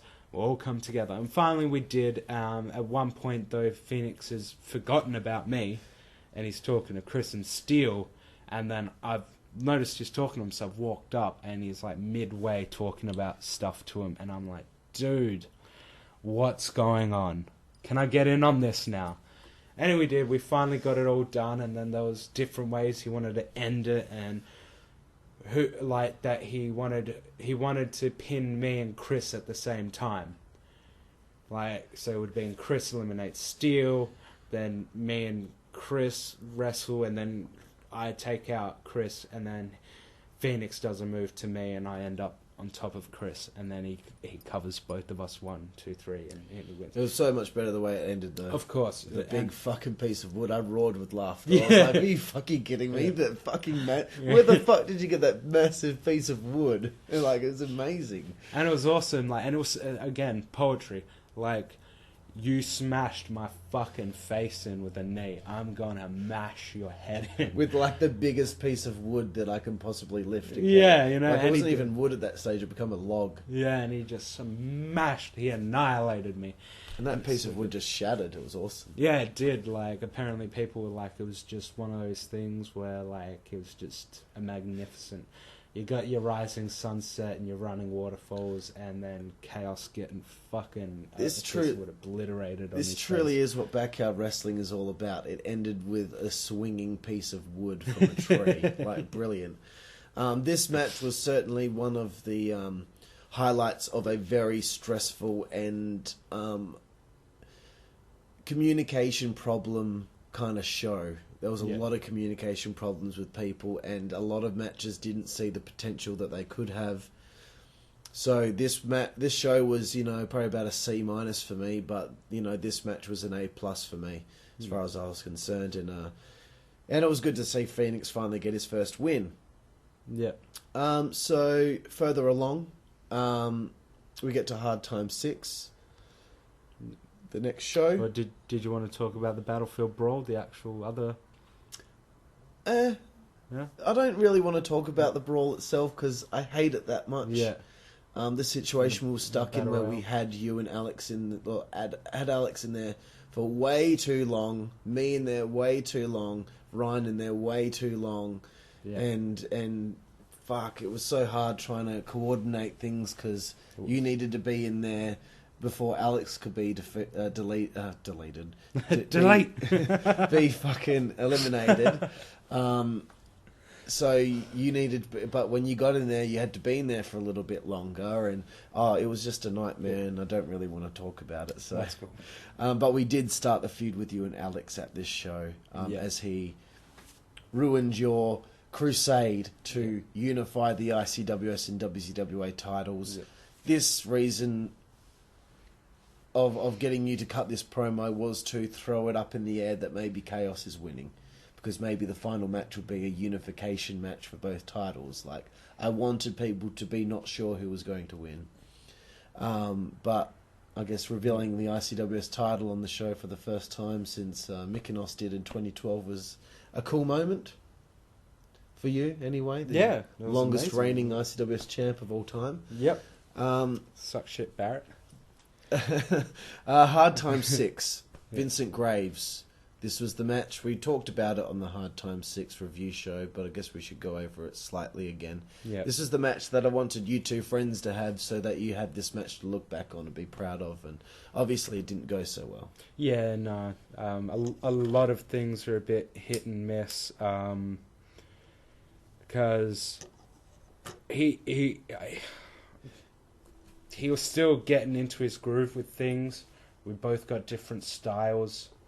He hadn't been at the last show. He hadn't, and he was a bit clumsy with a few things. And, that being said, whether it was because of him or not, I got a bit clumsy as well. Where it was just a bit fumbly, there was disjointed things. Yeah. What I would like in his performance of this show, too, is Jack at Hardcore Hell the previous year in that big triple threat tag team match. If you're not going to be able to 100% commit to everything that's happening and go balls to the wall, then you're going to be sloppy, the bumps aren't going to be good, and things are going to get disjointed, and it's not going to work out. Yeah. And it's going to be dangerous for yourself not bumping properly. So that's kind of what I like in his performance of this show to be. And that's it. And I definitely agree with that. And the thing was, he was disjointed. We both were. He was slow. It was almost as if like you're playing the video game of us. Like a Killawatt Kaos wouldn't stand there and wait for these slow clubbing blows like Great Khali. Yeah. So and I couldn't do that. I couldn't just take over and like tear down and just basically squash him. Yeah. So basically I was trying to make it a good match. my moves were coming off a bit. He was taking them a bit sloppy. The Gore first time, I think he landed on his butt and he didn't bump back on his back. Yeah, because he wasn't willing to really bump in the match. He said, "Let's just have a brawl." That's the thing. That's the thing that really got to me as well. I don't like that. I don't like. Of course, we talked about this with the ICWS with my last match with them, with Knuckles. I hate that. Like dude, I'm willing to go out there and take some brutal bumps if we do it. But at the end of the day, we still go out there. We still had a semi-okay match. I got the win, and just us as mates, we still got a good thing going there. And you know what? We still bring it up because Vincent Graves is an actual pretty good. He's a pretty good boxer. Of course, he's not Tyson, but he can pretty much outbox me, and that's what we bring up the wrestling match. And we're like, imagine if we just put in a few more boxing things, and that would have been sweet. So of course, imagine we made it a boxing match. Yeah, see that the Bart Gun Butterbean kind of thing. Damn, that's a good idea. Why don't we just get a pair of gloves and some headgear on or something and be like, we're gonna have Kaos and Vincent Graves in a boxing match? Yeah, so that would have been sweet. That would have been awesome. Well, it is what it is. But I guess you were a little bit upset at this stage because Alex didn't show up to Hard Time 6, so you weren't happy with how the feud was going. Of course, everyone would want their final feud in the WZWA to be on the level of importance of every other match. So, how are you feeling about Alex being unable to commit to this show? Yeah, quite disappointed because I really wanted this to be a back and forth. I wanted Alex to come and get his comeuppance as well.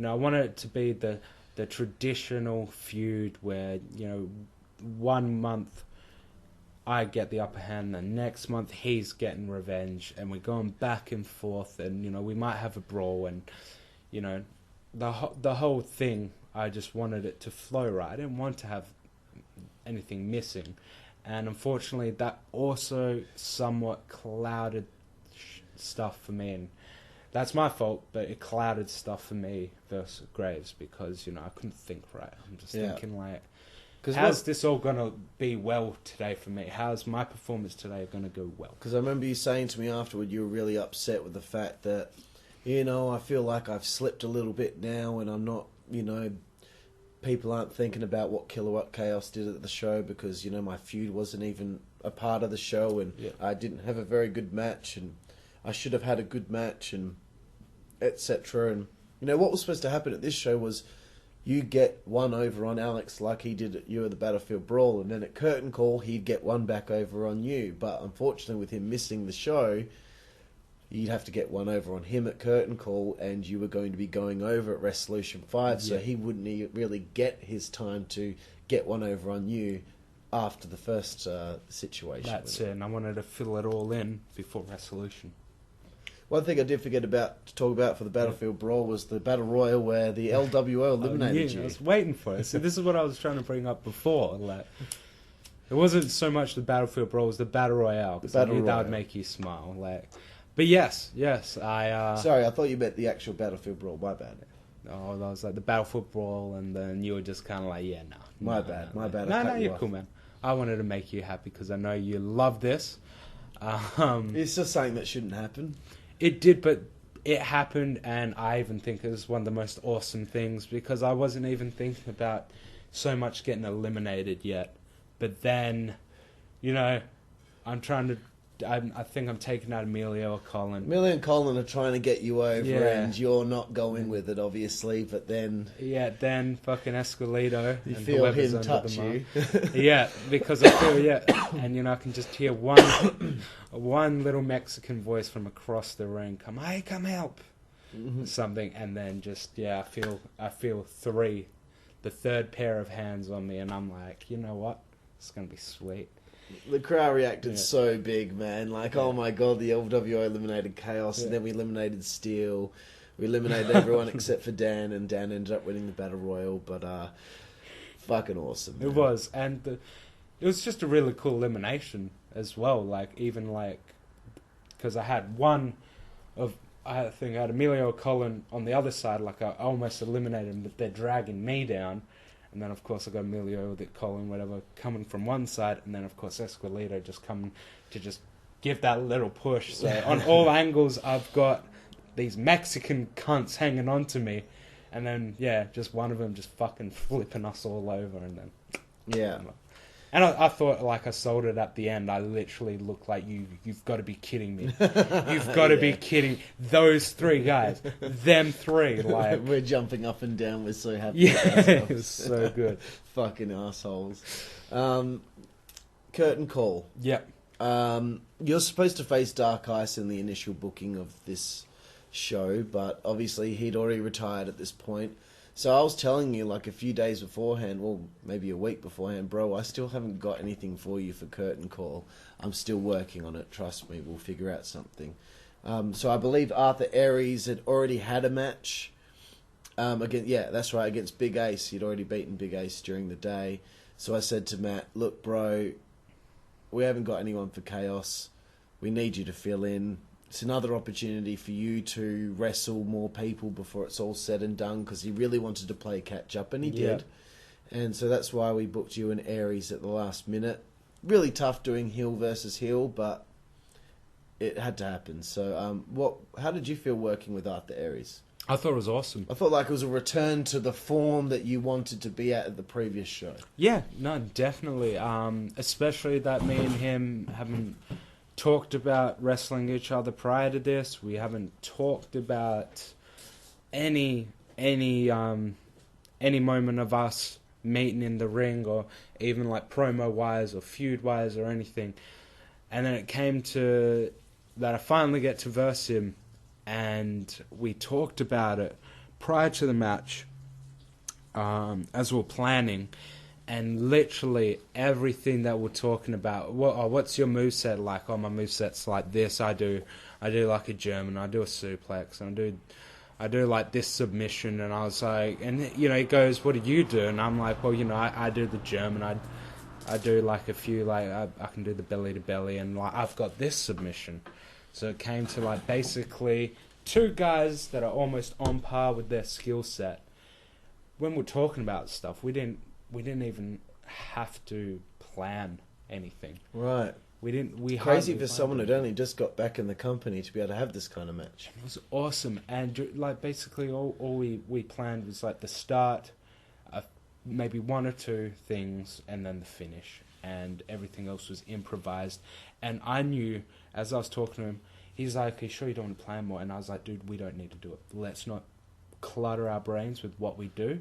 Let's go out and let's just feel it. Let's feel it." And we did. And like, because I got into his headspace and I was like, we can do this, man. We go out. I was like, man, this is an amazing match, as I'm going through everything, the little counters. When he countered it into he countered one move into his submission. Amazing. Fucking awesome, dude. It was so cool. The crowd popped. And I was like, dude, we're doing it. You're getting up there. I'm not getting any lower. Fucking this is it. And I felt it, and we had a great match. And you got the victory. And I did. Getting you all built up for Resolution 5, which we can't get to just yet because we've got to talk about Twisted Metal 8, the final ICWS show. Yep. I'm pretty sure in the last time I talked to you about your career, we'd already covered the 2015 run of ICWS, which ended in seasons beatings where you were unwell and couldn't come back to wrestle against Steel in the main event. Yep. So we already got to that part, so here we go. I just talked to Nem about this the other day on his podcast, talking about his reservations about having a match at the final show. He didn't know if he was going to be capable of having a good match. He hadn't wrestled since 2014 or 2013, actually. So it'd been a long time for him, 4 years out of the game. But going into this final ICWS show, as I prefaced the story with Nem, I felt it was important that we have a final ICWS show, that ICWS gets the send-off it deserves. So I was talking to Dan and I was talking to DJ and about what we can and can't do and where we can do it, and Gareth offered his backyard, so we had to organise getting the base there, but also me and DJ talk about the card, because I said to DJ, look, I need to be involved in this decision-making process too, because I'm doing all the legwork here, and I want to make sure that this final show is the perfect traditional ICWS event. And, you know, I think DJ, he wanted to take the reins of how everything was going to go, and he wanted the final say on everything, but I really needed to talk to him and talk him through some ideas so he wasn't clouded in his judgment in some things like he can be. Just, you know, and that's not a fault of his, it's just the way he can be sometimes. You know, he has an idea about something and he sticks to it and he won't listen to anything else, but I've got to hammer things home. And we couldn't think of an opponent for you. We could think of everything else, but we couldn't think of an opponent for you. And I said, well, why don't we try and get Knuckles to come out of retirement? You know, he won the title 10 years to the day. He hasn't wrestled in a while. He said if he ever had another match, he would want to wrestle Kaos, because he never wrestled Kaos. Like, there you go. We get to tick off a thing on his bucket list. If we sell him and Kaos the idea that we think that this would work, I think it'll work. DJ didn't like the idea whatsoever. He was against it from the get-go, and Nem was surprised when I told him. I was like, yeah, like, he didn't want to do it. Like, can't explain really why. He just didn't think it was the right match to put as the final match. So I tell DJ, look, just ask Nem. Just ask him. And I was trying to sell you on the idea too. And what were your thoughts when you heard the idea? First time I was like, I didn't really take in account of the basically the anniversary of when Knuckles first won it, being the first ICWS champ. And because when I first got told, I don't think it was told to me just yet. Right. And I was thinking, you know, okay, fair enough. Of course, like, I was expecting that the last one was going to be you and me, because that's what it was. Right. For a while, wasn't it? Yes. But then I was like, you know, can I've seen Knuckles wrestle, and he can be a bit, like, not stiff as in hard, but he can be not as loose, and he can be, I was like, I don't want, like, a bad match. Yeah, like a 5-minute, you know, match, and it doesn't flow, and nothing goes well, and then, you know, of course, it was like, oh, you know, but it would also be great because he was the first ICWS champion, and it will be 10 years to the day. And I was like, really? All right. But then you said to me, I don't trust my ability in order to have a match with someone who hasn't wrestled in 4 years for us to have a great match. I had to give you the pep talk and say, bro, you Killawatt fucking Chaos. Yeah. You've had some fucking crackers over the years, and you two rising to the occasion at the final show, I know it'll be good. And I kept trying to hammer that home to you, and I think eventually I won you over, Yeah, right? you did. You definitely did. I ended up watching a few more matches. I watched him versus Ice as well. I think that's like... watching him versus Ice was one thing where I was like, all right, yeah, he can roll with us big dogs, you know, he can do it. He can definitely do it. All right. I was like, all right, I'm keen. I'll do it. And of course, so I had you on board. And then, of course, you're the first one I have on board. Yeah. Right? But I haven't got DJ on board yet, right? So, okay, you're keen. All right, I've got to get DJ to ask Nem, because I didn't want to be annoying to Nem. So I asked DJ to ask him, and you told me that you saw what he said to Nem. Yeah. Something just like, do you want to wrestle at the last show against Chaos? Yeah. Without all of the spear versus gore, knuckles lock versus chokeout, 10 years to the day, the Rocky Balboa comeback, the dominant champion that's fucking destroyed everyone. not selling it to him, and I was fuming. I was fuming because I was like, I can't believe he didn't try, because he just doesn't want the idea to happen. He just wants to come up with something else that's his idea or whatever. And I love you, DJ, but I knew I had to fucking push. I don't think it was something as simple as like, oh, do you just want to wrestle the next show? Right. But definitely he didn't put on as much effort as you did convincing me. Right. Definitely not. And that's what I knew. It needed me to do the sell, because DJ... Look, maybe he did sell a little bit, but he didn't do it to the extent that I had to with you, where I completely did a 180 with you. Yeah. So I sent them this long message, and I was like, blah, blah, blah, Rocky Balboa, 10 years to the day, Spear versus Gore, etc. And then, oh, okay, well, let me think about it. And I saw him in person. I said, so, do you want to do it? And I think maybe you seen him too, and you said, do you want to do it? Yeah, right. Because I ended up doing it as well. Right. After you talked to me, I was I think you got to him before I did. Yeah. Because, I think you may have messaged him before, but then I saw him after that. Mm-hmm. I think we were about to go to the movies, or like, he just came over one night, and I was sitting right beside him. I'm like, dude, think about this, man. Because now you've like converted me. I'm like, all right, think about this, bro. You versus me, man. We're going to have a cracker of a show. And he's like, I don't know, man. I was like, dude, you can do it. He's like, I don't know if I can wrestle as much. I've got this shoulder. And I was like, dude. I'm safe, bro. Don't worry. I look like I'm unsafe, but for the most part, I am safe, man. I'll take care of you. We'll get the match done. And yeah, he was. He wasn't very... He's like, man, I've had DJ asking. I've had Carl ask. I was like, man... I'm not going to pressure you into it, but think about it, dude, because it's the last ICWS show. And someone like Ice, I was like, you don't want to be that guy that also, like, gets disappointed you never got to take part in the last show that you started. Like, yeah. So, of course, and then, like, I didn't want to prod him, and, like, you don't want to push too much in case you push him out. And then, of course, we went to the movies. But every so often... because we had a few months at this stage to really I'd just throw it out plan to him for it, right? And I'd egg him on. I'd egg him on in the fact where I'd be like, he'll talk about karate and that, and I was like, yeah, well, I'm pretty sure Killawatt Kaos Knuckles karate match, I'd win. Oh yeah, all right, maybe, man. And then man, imagine serb versus serb.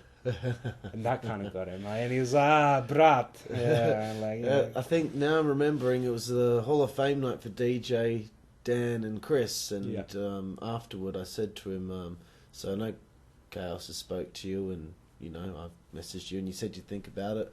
What do you want to do? You keen? And he's like, you know what, man, I'll do it. Yeah. And I was like, just like I hugged him. Thank you so much, man. Trust me. We'll make sure this is special. So it was finally set. It was finally set in stone, and I just find it just fun. Just the idea that, I've rocked up to the G Arena, and, we still got to set up the base, but Nem's there with Chris and Tiff, and, Nem's got his backpack on, and he's there, and I think he's just thinking to himself, how the fuck do these cunts get me here to do this? Fucking hell. It's no turning back now. It's all set in stone. And, I love it, man. I love it. And, he sat there, as he said in his podcast during the day. It was getting nearer and nearer to the time. What were you thinking? Because you overheard him say at one stage, I'm not bumping today. Yeah, he said, I'm not bumping. And I got a bit shitty. Right, I could see the look on your face. I was like, oh, don't tell me that. Don't do this to me, brother. But... I was like, all right, if you're really not bumping, like, you got to bump some stuff. You got to take something. Like, I won't be slamming you down. It's not like I'm going to give you an F5 or Alabama slam and, like, annihilate you. It's not like Ace versus Steel or anything like that. Yeah. Ace fucking annihilated him. Oh, so good. But yeah, I was like, dude, just, you know what, like, if you... try not to bump on your other shoulder, and he's still like, I'm not bumping, And then it came to like, I'll take a back bump, but no Germans, no front bumps. And I was like, all right. But he's like, I'll take some back bumps, and I was like, all right. I knew with the reservations he had and whatever he was saying to you, I knew that once the bell, well, the ding, ding, ding, once that took place and everyone was going nuts, he would start to slowly but surely ease into it and it would be fine. And unfortunately, and I'm sorry about this, Nem, not unfortunately, fortunately because of how it happened, but I was thinking in my head as I'm saying, all right, I won't do this, or I won't make you bump that much. In my head, I'm just going to push him.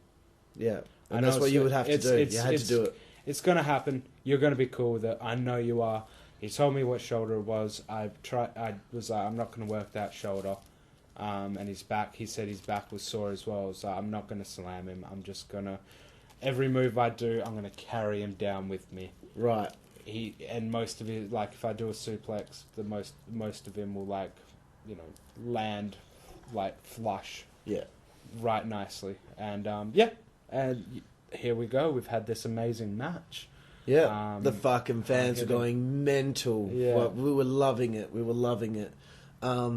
Before we get to really discussing how it went, what did you think when you found out that me and DJ had kind of come to a decision together that it was more meaningful for the title to be returned to ICWS's original champion?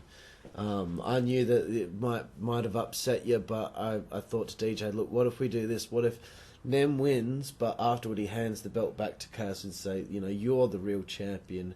I won. I was a better man today, but you're still the real champion. Yeah. That's kind of what we wanted to get across.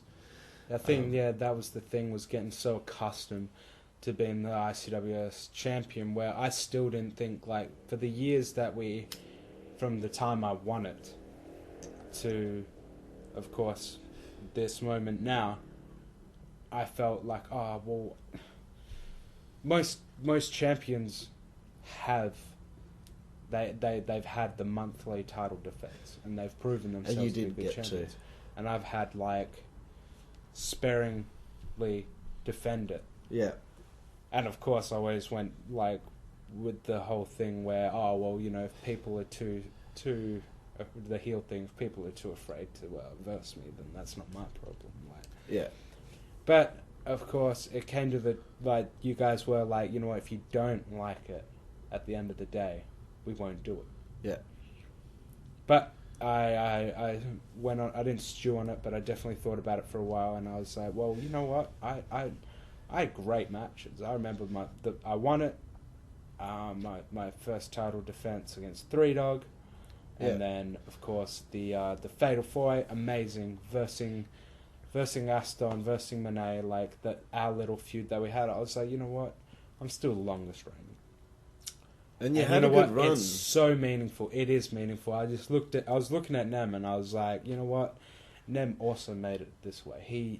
He's decided to do it. I want to reward him for that. Mm-hmm. And you know what? I walked up to him and I'm like, dude, you're winning it. And he's like, what? But no, I'd rather you. I was like, dude, you're winning it. This is gonna happen, man. Let's do this. It's much like cool if I won it again and I went out as champion again. But what do I love about things? I love the story and I love the poetry towards what wrestling is. Yeah. How poetic is it that he does do it? Yeah. And so I was like, let's do this. And Chris Zeppelin said to me he was just praying, hoping that Nem was going to win. Yeah. He really, really, really wanted it for his friend. So the match itself, you were really happy with it. Yeah. So was I. I thought it was match of the show. Yeah. I was hoping we had a really great match.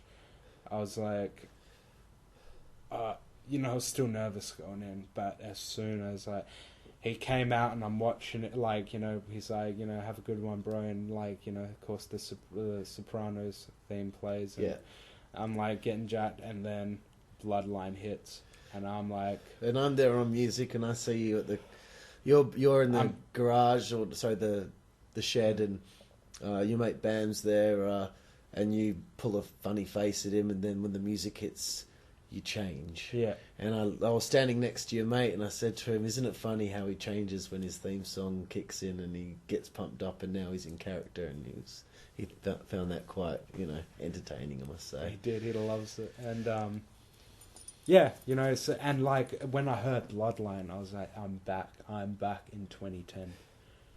I'm back. This can't go wrong. And I came out, and of course, eternal, the kiss I breathe, siphon your blood to me. That's all I need to hear. And I was like, I'm going to go out there and I'm going to have a fucking amazing match. And I'm going to end this company. Yeah. With Knuckles. Right. A fucking amazing match. And it happened. And it was great. Like... The drama. 2 minutes in, like, even still with a little bit of nerves, I was like, okay, let's do this. You know, the challenger, the champion. I'm up, I'm jumping up and down, and then a minute to 2 minutes in, I'm already like, yes, the momentum's building. I'm fucking, his palms are hitting me in the chest. I'm like, yes, like, he's getting sadomasochistic motherfucker. He's getting into it. And that bit where he went like this, yeah, I was like, oh, we're on, boys. Yeah. We're fucking on. Like, this is a fight. This is what wrestling's all about, you know? Yeah. And just great drama created by you two. And Nem hits 3 spears to defeat you and wins the ICWS championship. We got beers flowing. Well, I've got my non-alcoholic beer flowing, and I pour it all over your head. Yeah. And we got the ICWS sign, and we're all so happy. You know, it's the end of ICWS, and we gave it the send-off it deserves. So that's the end of ICWS there, Chaos. Very emotional. Awesome. Very good. I guess we better get back to Resolution 5. That was quite a long little segment there, that story. But hopefully an interesting one for all of you at home. Resolution 5, you know what's going down. At this point, Ice has agreed to appear earlier in the day to do this spot for the tag team titles. Circus Royale are the champions. So, tell me about how you felt when you knew this is happening. My spirit was so lifted. I was, man. It, like... When Ice finally told me, and he's like, this, I've got the go ahead, I've got it all planned out. I like, it was like a sigh of relief. I exhaled like a, yes, dude, yes. I could have cried. I really was like, I'm getting, like, of course, selfish me, I'm getting what I want. Yeah, I'm getting what I wanted. I cannot wait. And yeah, basically, I was just ecstatic, and I was like, dude, I was like, just grinning. I was like, and we're also going to leave as the last.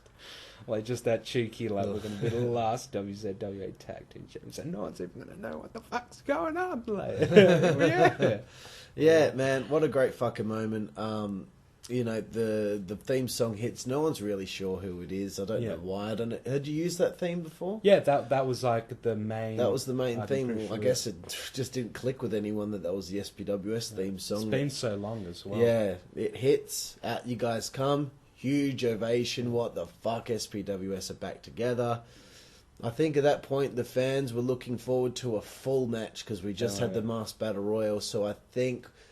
Double choke slam, 1, 2, 3. They're like, oh, okay. Yeah. But that's the way it was designed to be, and I'm sorry if it was disappointing, but Ice was certainly not going to have a fucking full wrestling match. Yeah. There was no way. We did try. We had, like, Ice, you know, you can stay for a while, and, you know, I'll tag you in every so often, but I'll do most of the wrestling. Which also, because Ice being there, I wanted to show off, and I was going to do a moonsault, right, in Ice's honor, right. But of course, Ice was like, I'm not too sure. I don't want to get too sweaty, you know. I just want to go out there and do my thing, and then you know he can have a Kiwi shower, spray himself down. So basically, even though Ice accepted it and like agreed to do it, we still had to meet him halfway, and like. Dude, I think it was. I'm happy with the way it went. Either way, yeah. You guys walk out as the final WCWA Tag Team Champions. Just, it's awesome. Now you guys both have won the ICWS and WCWA Tag Team titles, which therefore gives you the distinction of being, without a doubt, one of the greatest tag teams in Western Australian backyard wrestling history. No doubt about it. No other team won both tag team titles. Mitch did win both tag titles, but with different partners. But you as a team actually had that little bit of history there, which is just awesome and a great way to go out together. But we still got more of you to go in Resolution 5 because we've got your actual final singles match at the time, where you're supposed to be facing Rockstar Alex Stone, your old friend from back in the day. You know, he had his first match against you, and now his last match will be against you. All the trials and tribulations over the previous few months with Alex, you know, being in and out, it still culminated in this match. We did have the NC Viper moment beforehand.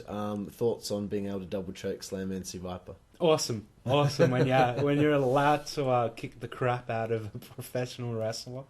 It's always a great moment, and he was really cool with everything.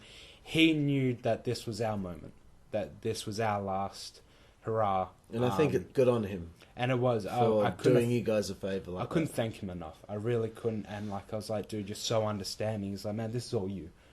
This is all you guys. I'm here not to boost me. I'm here to make it good for you, and I'm here to enjoy. And I wanted somewhat Ice to get revenge over NC Viper. You know, just like Dante and Knuckles at the final ICWS show, I wanted to, you know, put a bow on a few stories over the years, and we got to do that with that double choke slam. You guys got one over on him. So that was a really cool moment, and I don't think anyone knew that Viper was going to really be a part of the show like that. So it was really good of him to appear when he was going to be wrestling at, you know, All Arsehole Wrestling's, you know, biggest event of the year, Analversary, which I believe was a fucking shit show.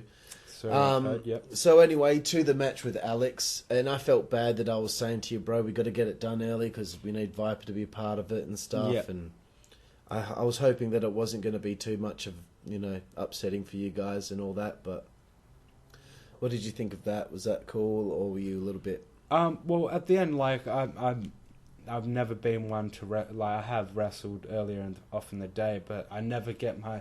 It takes me a while to get my groove. I love watching a few matches, and then, of course, sooner or later it'll be my time, and then I get my groove in by then.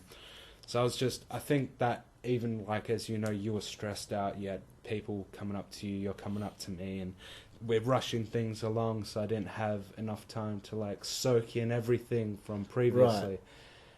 But at the end of the day, I was like, it's either I cause a fuss, I fuck everything up, we don't get Viper, probably don't even get Ice. Like, let's just fucking do it. Ice had to leave. Yeah. Viper wanted to be a part of this thing, and I thought it would make your match with Alex more important as well. Yeah, and I was to have all these things implemented. You know what? I was like, it wasn't a problem that, like, it was a rush. You know what I mean? It didn't affect me so much where I had a fucking bitch about it. I was just like, alright, who cares? Fuck it, let's just go out, let's do this. Let me just quickly change into my actual gear, because I was in SPWS gear at the moment. Like, I was in pants like I used to be back in the day. So I was like, just let me put on my shorts then, and I was rushing, and I was just like, alright, what am I doing again? What am I doing? Alright, sweet. Like, so how did you find working with Alex went? Awesome. I didn't think it was a really bad match at all. I know, like, if we sat down a bit more and refined a few things, it would have been better, but it wouldn't have made that much of a difference, because we still went out there. We had this amazing match. We put it all out there for each other. You know, he hit some fucking great moves, and it was another thing where we didn't plan too much. Yeah, because I told Alex, man, you and me know each other. Every time we've wrestled, it's not been a big fucking spot fest of planning. We've got a list or anything like that. We've literally, both you and me have walked in, know what Chaos is. Me and Alex have wrestled each other before SPWS over and over again. Yeah, like, just for fun. Like, literally, just, do you want to wrestle, dude? Bang, straight into a fucking thing, and we're literally having this, like, we've had matches like that just at high school. Yeah, just at high school in the pool. Like, yeah, at the pool we used to kill each other in the pool. So, like, this was nothing. Like, we've done this before. We went crazy, isn't it, when you think back in your early days of doing any sort of wrestling with a friend, and that was the friend. Alex was the friend that you would suplex into the pool and do all these things, and now you're having your final match together, or at least at this stage, his final match. So it's pretty important, you know. That's it, and I'm just, like, so glad that it wasn't in a pool, because he used to put me in the Walls of Jericho in a pool. Right. So I'm basically drowning. Like, I'm basically drowning while he's sitting on my back. Like, you know, and I have to pinch him. Like, if you can't tap, so you have to tap or pinch. Like, So, but yeah, great so match, I'd say, and a good send off, and you all got to hug and stuff, and it was a nice moment there. Viper and all that being a part of it too. I must say, I love how Viper came up to me and goes, "I want you to do something." I was like, "What's that, man?" He goes, "I'm gonna do the 1, 2, and then I'm gonna hesitate." And he's like, "I want you to turn to me, and I want you to say something like, 'Just do it, you old bastard,' or something." Right. And I was like, "Really?" And he's like, "Just do it. Yeah. Just do it." And I was, so it happens, and I'm just like, "Fucking count it, you old washed up bastard!" Yeah. Like, and he looked at me like, "That's what I wanted." Bang, like 3, and I was like, "Yes." So funny, we got Viper back. Yeah, oh dear, so awesome end. Nice moment there. I think Dan was out there with you guys too. Yeah, Dan and Ice. Yeah. So you guys actually got the SPWS reunion that you've been hoping for quite some time. All 3 of you. That's my last match. That was your last match until the afternoon is ticking along and ticking along and ticking along. 3 Dog has not answered his phone again. I think the wrestling gods were fucking with me and making sure that Aaron wasn't going to show up because they wanted this moment. They wanted the moment where Phoenix does not have an opponent, and we all knew ahead of time if Aaron doesn't show up, you are filling in. Yeah. So you go from thinking you've had your last match, but knowing in the back of your mind, there might be another one. What are you thinking during the day? Because, it's quite some time between the matches, It was. I was thinking, I'm fucked.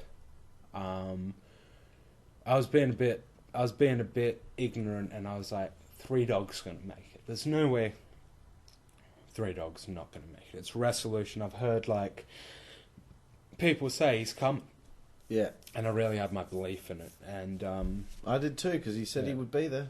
So I'm thinking I'm just ready. I'm not going to be in this match. I know I'm not going to be filling in. 3 Dogs coming, and then Phoenix would come up, and he's like, "Well, still not here." Yeah, and I'm like, and then you're coming up, and I'm like, no, don't worry, Phoenix. Like, he's coming. I know he's coming. So I'm believing in him.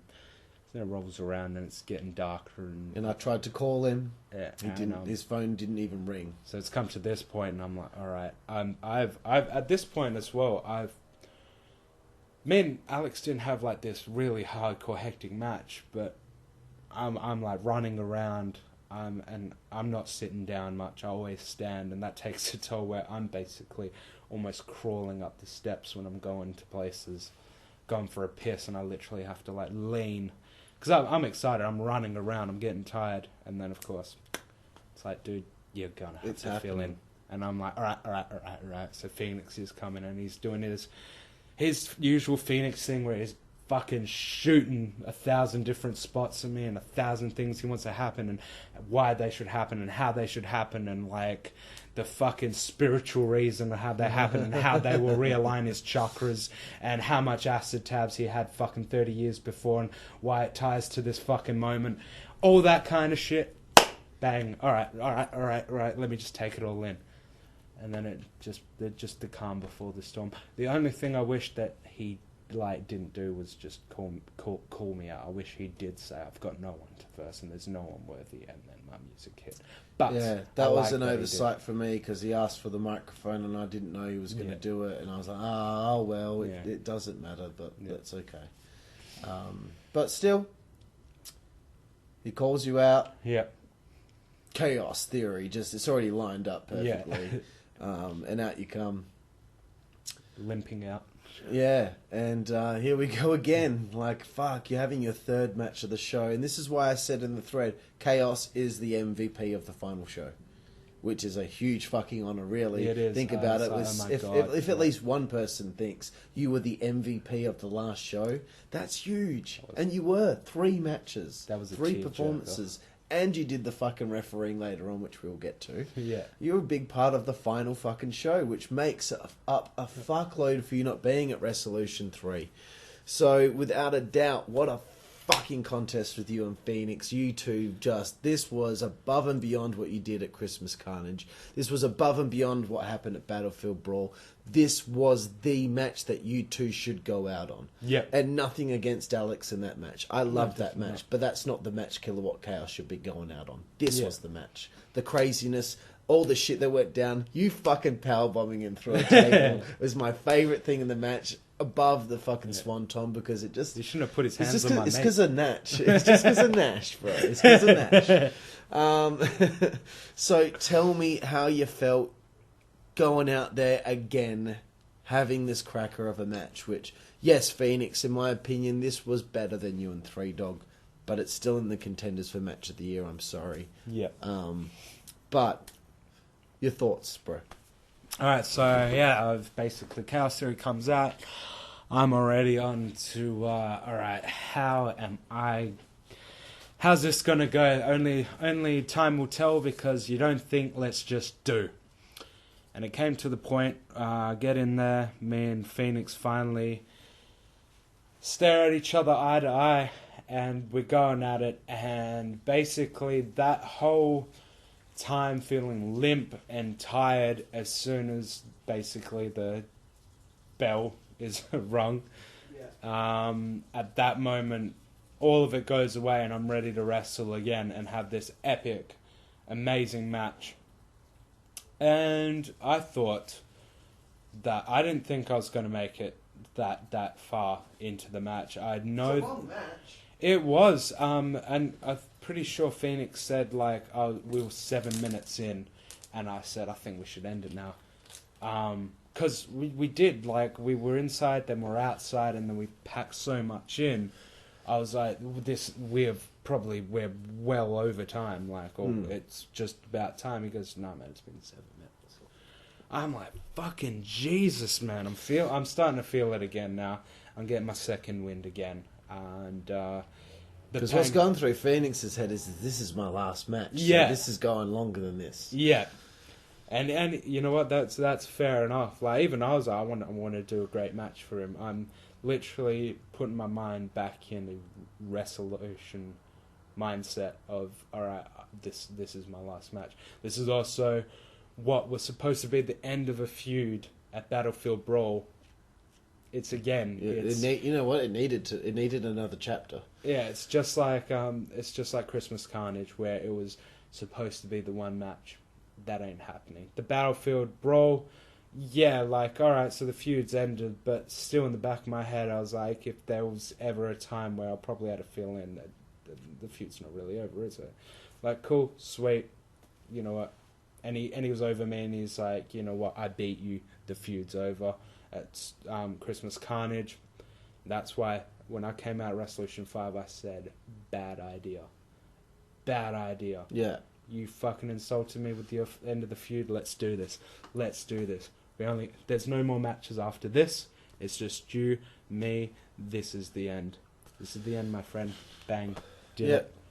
And we had an awesome match. The powerbomb. The pile driver on the sink. He smashed the fuck out of me, dude. He fucked me up. I knew he was like, it's our last match, let's fuck each other up. But Jesus, dude. He dropped like the fucking table on my head. Like, he even that neck breaker, like the snap net over the ramp. This is the Phoenix that I remember when I was 14. This is the crazy fucking ultraviolet maniac. None of that really planned. Like, you know, that's just him running just him. up. And that's something that he's really good at, is being able to do that stuff and have it look so effective. Straight on the fly. Like, sometimes it doesn't hit the mark. Sometimes it fucks up. Yeah. But when he gets it right, it's fucking great. And he did. He fucked me up, and it looked great doing it. It wasn't like a botchy fuck up that hurt. It worked. He fucked me up. And then, of course, we come to the point where he's like, you know, how about you throw me into the sign? I was like, yeah, I was thinking that, of course. Me and Phoenix, both same mindset. We basically know what we're doing with the match. And he, as I throw him, I'm like, stay on there and I'll cannonball you. Fucking hell. I'm not and of course, I don't realize that what we've put the metal sign on is limestone. Yeah. And of course, I've gone for that circular limestone block thing. Yeah. And of course, I go for the cannonball and I go to hit it, and just too much force, too much height. I don't know, like, I just got so excited to do it. I pointed to Chris, pointed to Rex, and I was like, nigga, this is for you, bro. Do. Go. And next thing, I just felt my whole body just like kind of just shudder, like just as soon as I hit this thing, and then the pain, the surge of pain. I had DJ right next to me, and he at least told the ref, like, check him. I checked him. He goes, check him again. Oh yeah, I checked him again. No, check him again, because I was holding my fucking kidney. I was like, oh. And what did you just find out from the doctor? I found out that I bruised my kidney really bad. Fucking hell. So it's an organ on the inside of his body, if you people can understand that. An organ on the inside of his body got hurt from a match that's supposed to be about getting hit on the outside of the body. Yeah. And that's how hectic that was. And that's they found the damage now. They know about it. Where the show was fucking 2 weeks ago, 2 and a bit. 25 days ago or something like 25 days ago, and like I'm just basically they just know that I'm healing from it now. Fucking hell. So crazy. Yeah, I couldn't get up the next day as well. So, but anyway, the Swanton. The Swanton. We hit it. It came back. So this is where we revert back to the Brandon Cage Resolution 4 moment. Yes. Where I Phoenix looked like he was about to jump, and I was dead set he was about to jump. He did the coiling. He coiled his legs. He was ready to spring. I was thinking to myself. Sorry to cut you off. I was thinking to myself, shit! Don't tell me he's gonna do what happened at fucking Hard Time 6 or whenever it was when he wrestled Kyle and he hesitated and he didn't do it. Please don't do that a second time. Not at the show of shows, bro. Please jump. You got to do it. You got this far. You don't ruin the match now by not doing it. And I was just scared that he was going to just climb back down the ladder with his tail between his legs and then he'll regret it for the rest of his life. So he hesitates and you get off the table. Yeah, basically he does all the talking. He does, should I do it? He stopped talking. I was, all right, this is it. Any normal person, as soon as they stop talking, they're like, all right, cool, do it. Let's just fucking get over and done with. He squats down like he's about to jump. Right. And I basically do my thing. I got to get off. Second decision. Yeah, you got to make it then, otherwise he's jumping. Yeah, and like we could both get fucked up if he like doesn't see me. If he sees me not get off in time, he might try and bail and fuck himself up. So straight over, and then like I look back up, and he's literally turned. He's like, "Oh, you fucking pussy." And instead of like him coming back down, I was like, "All right, we're just gonna have to twist this. We're both two psycho motherfuckers. You want me? Come on, come get me." I laid on there. I'm like, come on. I know pain. I can take this. And if I was commentating this for a DVD release, I'd say, you know what? That Killawatt Kaos is goofier than a pet coon. So yeah, it would be like that. It would be. Oh my god, this Killawatt Kaos, he's goofier than a pet coon. So I did the like plain chicken thing. Oh, you're not gonna do it. Come on, you're not even gonna do it. I'm laying here. I'm like I'm a roast turkey. I've got this stuff, and mate, I'm fucking dripping with oil. Right. Get me, come on, get me, and and then finally he's like, all right. So he does it. I Huge roll reaction. out. Yeah. He crashes. I roll out. I turn it into. Did you really think I'm that fucking dumb? Yeah. Point to my head. I'm smarter than that, even though I'm nuts. That Kaos, he was playing possum. And, and then, of course, he goes next to the sign that he set up prior to that, and I was like, this is the last spear. It's the last goal you're ever going to hit, man. Yeah, ever going to fucking do. And I ran at him, and I just gored the crap out of him through 3 different... I realized that got a huge reaction. Yeah, I realized... That was a great goal. Yeah. It was. When I felt it, I was like, that was so good. Because I know it's a good gore when I feel spinal compression when I hit shoulder first. Like, that's and I thought to myself, 1, 2, 3, I was like, thank God that was the finish then and there. If they kept going, that would have totally destroyed what they just did there. And, like, we came to the conclusion where, yeah, dude, like, he was so adamant. He's like, dude, you're the last... He's like, who's held it the most? And I was like, what, in WWA? He's like, yeah. And I was like, well, every other winner has only held it once. I've held it twice so far. He's like, oh, all right, then who's held it the longest? I was like, I guess that's me. Like, and he's like, then there's only one guy that should win it. Like, he's like, if I was versing Three Dog, I'd say, like, I would win it. Like, but because he was trying to tell me that Three Dog maybe should win. I'm like, whoa, no fucking chance, dude. You've earned it way more than him. No ways Three Dog winning it. So I think he realised then, okay, definitely going to be me if it's Three Dog. But then he thought about it with you. He did, and I was like, man, look, he's like, I'd feel better if I did. Like, you've earned you're the hardcore guy. Like, this is where I was like, you know what, I might be the hardcore guy. Like, back in like 2013 was, and going back and through there, and I'm like, but since he's come in, he's solidified himself as the extreme hardcore guy. I was like, well, then it's simples. Like, dude, if I'll win it, but this belt goes home with you. I'm doing my little. I did my farewell speech, but I'm guessing I'm going to have to do another little speech because it's my last match again. So I just did a quick, 7-0. When I won, I yelled in Chris's face, 7-0, 7-0, 3-time. So I was like, that was an honour for him.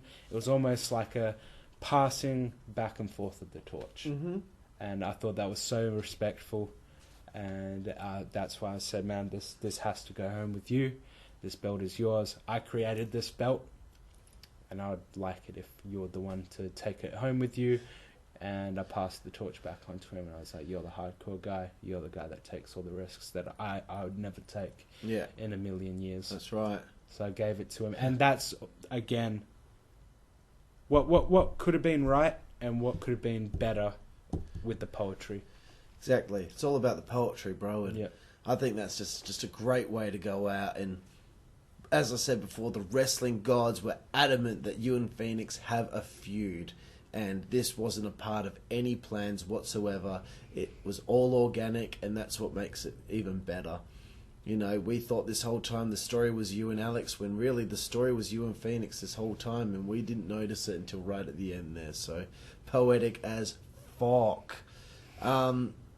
But you're not done again at Resolution, bro. No.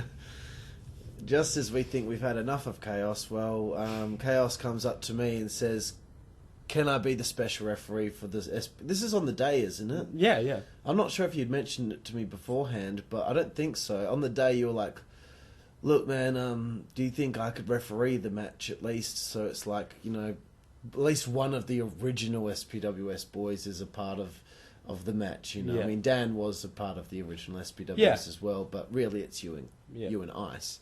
So, and I was like, do it, bro, that sounds great, that's a great idea, I should have already fucking thought of that, but I just didn't think of it. So you're there for the reactivation of the SPWS Championship, which who the fuck could see that coming? Yeah. Before we get to this, I want you to talk about your disappointment leading up to this match between Antilochus and Dan Zeppelin, with Dan not being able to be at these shows beforehand.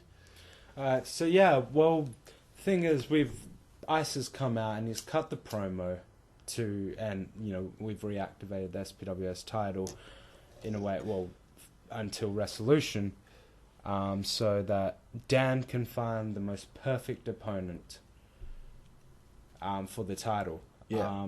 So basically, Dan's got to put himself out there as a great champion. Why would I pick a guy who's going to take some time off and all this and not be committed to the cause, to our cause?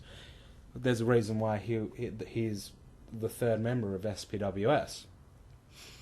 So when it comes down to he's not there and we're not seeing more of Dan, and we don't have a clear cut Dan maybe going out and challenging Antilochus. Yeah, we don't have the story being threaded from show to show after the initial promo with Ice and Dan. That's it, and we've right now, like, this is what me and Ice created. This is our little slice, along with, of course, we won the tag titles, but this is our title. This is the little thing Ice made with his bare hands. This is our little slice. This is our little... before the light gets switched off again, this is where the light's on. And I just wanted Dan to put in a bit of passion and, you know, not just with wrestling, but with actually promoting it. Yeah. And because I asked him to do promos at home. I don't think he was too keen on it, and I was like, all right then, well, you know, I guess we'll figure something out, because it's supposed to be him and Jacob, and I was worried that Jacob might be upset that his match had no build, but I thought it wouldn't be about the build at the end of the day. It would be about the actual match itself and seeing these two go at it for the first time since their death match in 2013, which was one of the fucking... I think it was second runner-up to match of the year or something like that. Yeah, it was fucking amazing. It was absolutely unbelievable. So I knew that, knowing Jacob, he can pull fucking a great match out of anyone. But what was important to me was highlighting those federations at the final show that maybe necessarily get forgotten about over the years because their longevity or just how much they are at the forefront of what everyone knows in WA yarding hasn't always been there. Like ETW was all the way down south. We weren't a part of it. We don't know much about it. We never really talked about it, but we reactivated the championship for those four guys in their final match. And I wanted to bring back the SPWS title and shine a light on SPWS as well. So what? You only had 2 shows. It's still a big fucking part of it, you know? Doesn't matter. And that's what was important to me. So I know that you and Ice were keen on seeing something good take place, considering neither of you would be a part of the actual match. Yeah. So anyway, that story aside, we get to the match. You're actually a part of it now. You get to be the referee. Awesome promo. What did you think seeing Dan and Jacob go out there and fucking tear the house down? I thought it was amazing. I literally would have been a bit upset if I didn't get to see it the way I did, knowing the way I saw it, being the ref and being there. I've got to put out, I'm basically half cut. I'm pretty drunk at this point. Like, because as soon as I did that spear, the drinks hit me. Right. So I'm watching this match as a ref, close up, as a drunk wrestling fan. My best friends are wrestling, hardcore match. I was in love with it. And they're doing the SPWS title and it's justice. the SPWS title, and everything's so good. So good. Because one thing as well that will always stick with me, and it's just the namesake of SPWS, and I heard it back when we were in ICWS, was SPWS has put hardcore wrestling on the map in Western Australia. Yes. That title, that logo, everything about that's what it all comes down to that moment. Because look, hardcore titles were in WA. Yeah. They were in XCW, they were in ICWS, but they didn't mean anything until the SPWS boys were in hardcore in WA yarding. Yeah. There's no doubt about it. Yeah. You know, we've tried our best, but to ref that match was just even greater honor. It was just as good as winning the World Hardcore title. It was just as good as having NC Viper, just as good as having Ice there beside me. It was amazing, and of course to give Jacob the title at the end. Another one of my great friends. Another great hardcore wrestler, great wrestler in his own right. He like, I was there, and even to go, man, you know what this makes you, right? You've won the title of SPWS. You're now an honorary member of the SPWS. Yeah. Like, you're the 4th member to the clique, daddy. Like, you know. So, you know, it was like, and, you know, just that. And that it's another passing of the torch moment. It is. It's like you've got these different eras of hardcore being represented on the show. Phoenix, yourself and Ice. Yep. Dan and Jacob is being implemented within this fucking group, this elite group of hardcore guys, because he certainly earns it. And you know what? And also, why I kind of did it, I was like, if there's ever a moment when SPWS does return, or if Backyard Wrestling does return, yeah, he's I'm going to drag Jacob out of retirement. Jacob's coming. I don't care what Jacob does. Put on your little Slipknot fucking jacket or your little fucking shirt. Put on your cargo shorts. You're coming out. You're coming out to SPWS, mate. Like, it's done. It's already done. Who knows what's in the future, the gears are turning. Like, yeah, I'm like, yeah, SPWS, yeah. But deep down, I'm like, yeah, all right, maybe this isn't going to be the end of backyard wrestling for all of us. But yeah, a great end there, and you know, great to see your story start with SPWS and end with SPWS. Once again, poetry. Yeah. That comes to the end of our podcast tonight, Chaos. I told you beforehand, let's go about an hour. Yeah. We ended up going nearly 2.5 fucking hours. So if you stuck with us throughout this whole story here, this podcast, I really appreciate it. But a couple more questions. That last stretch from Line in the Sand to Resolution 5, do you have any regrets whatsoever? Any regrets? Not really. The only regrets I had is just refining little matches, you know, like, and wishing I had more time with a few more things. But at the end of the day, I don't really have any regrets at all. Everything I got everything I wanted. I came out, I ended it well. Everything during was great. I finally got to wrestle you, which was a great thing for me. Everything was basically perfect. You got your closure. Great. I did. I got a good closure. There's nothing I can turn back on and being like, I can't think of anything right now where I can look back and go, I wish I did that. Yeah. I did what I wanted to. Even if someone turned around and was like, what about the heavyweight title? I'm like, nah, I did what I wanted to. I'm a mainstay with like the good middle card. I had my main event moments, but that's where I love to be. And I did it, and I did it well. Awesome, bro. And final question is, where do we go from here? What is in the future of Josh Vulin in wrestling? Are you going to get your feet wet properly this time in pro wrestling? Oh, you can guarantee that I'm gonna fucking be wetting my beak in professional wrestling. And along with that, there is a possible return. I used to do MMA, so there's a possible return for that as well, but definitely wrestling. I don't think I can live without get my ass kicked and kicking other people's asses. Sick, bro. And that's what I was hoping, not just for you, but for Big Ace, for Brandon, for Jack, for Monet, for all the boys. I hope they give it a try, because the passion that we show and the passion we showed at Resolution 5, the pros were there. People from Schwa, people from NHPW, they were there witnessing it in person. Ben from bloody Drawing Heat podcast, he was there, saw these matches take place, and he said number one thing that I could see was passion. And that's what WCWA was all about. And if we take that passion, that's right. Yeah. All that passion, and they believe in us, and they know that if they can get at least 10 of us out of the 20 odd people, Perth Pro Wrestling itself is going to be on fire, no doubt. This could be the shift, just us guys. This could be the wave that creates the shift. We got Melbourne, but let's bring Perth up a bit. Let's do it. I think we can. We're the Wild West. We are. And I think WCWA has been a very big part of it. So thank you, Chaos, for the interview.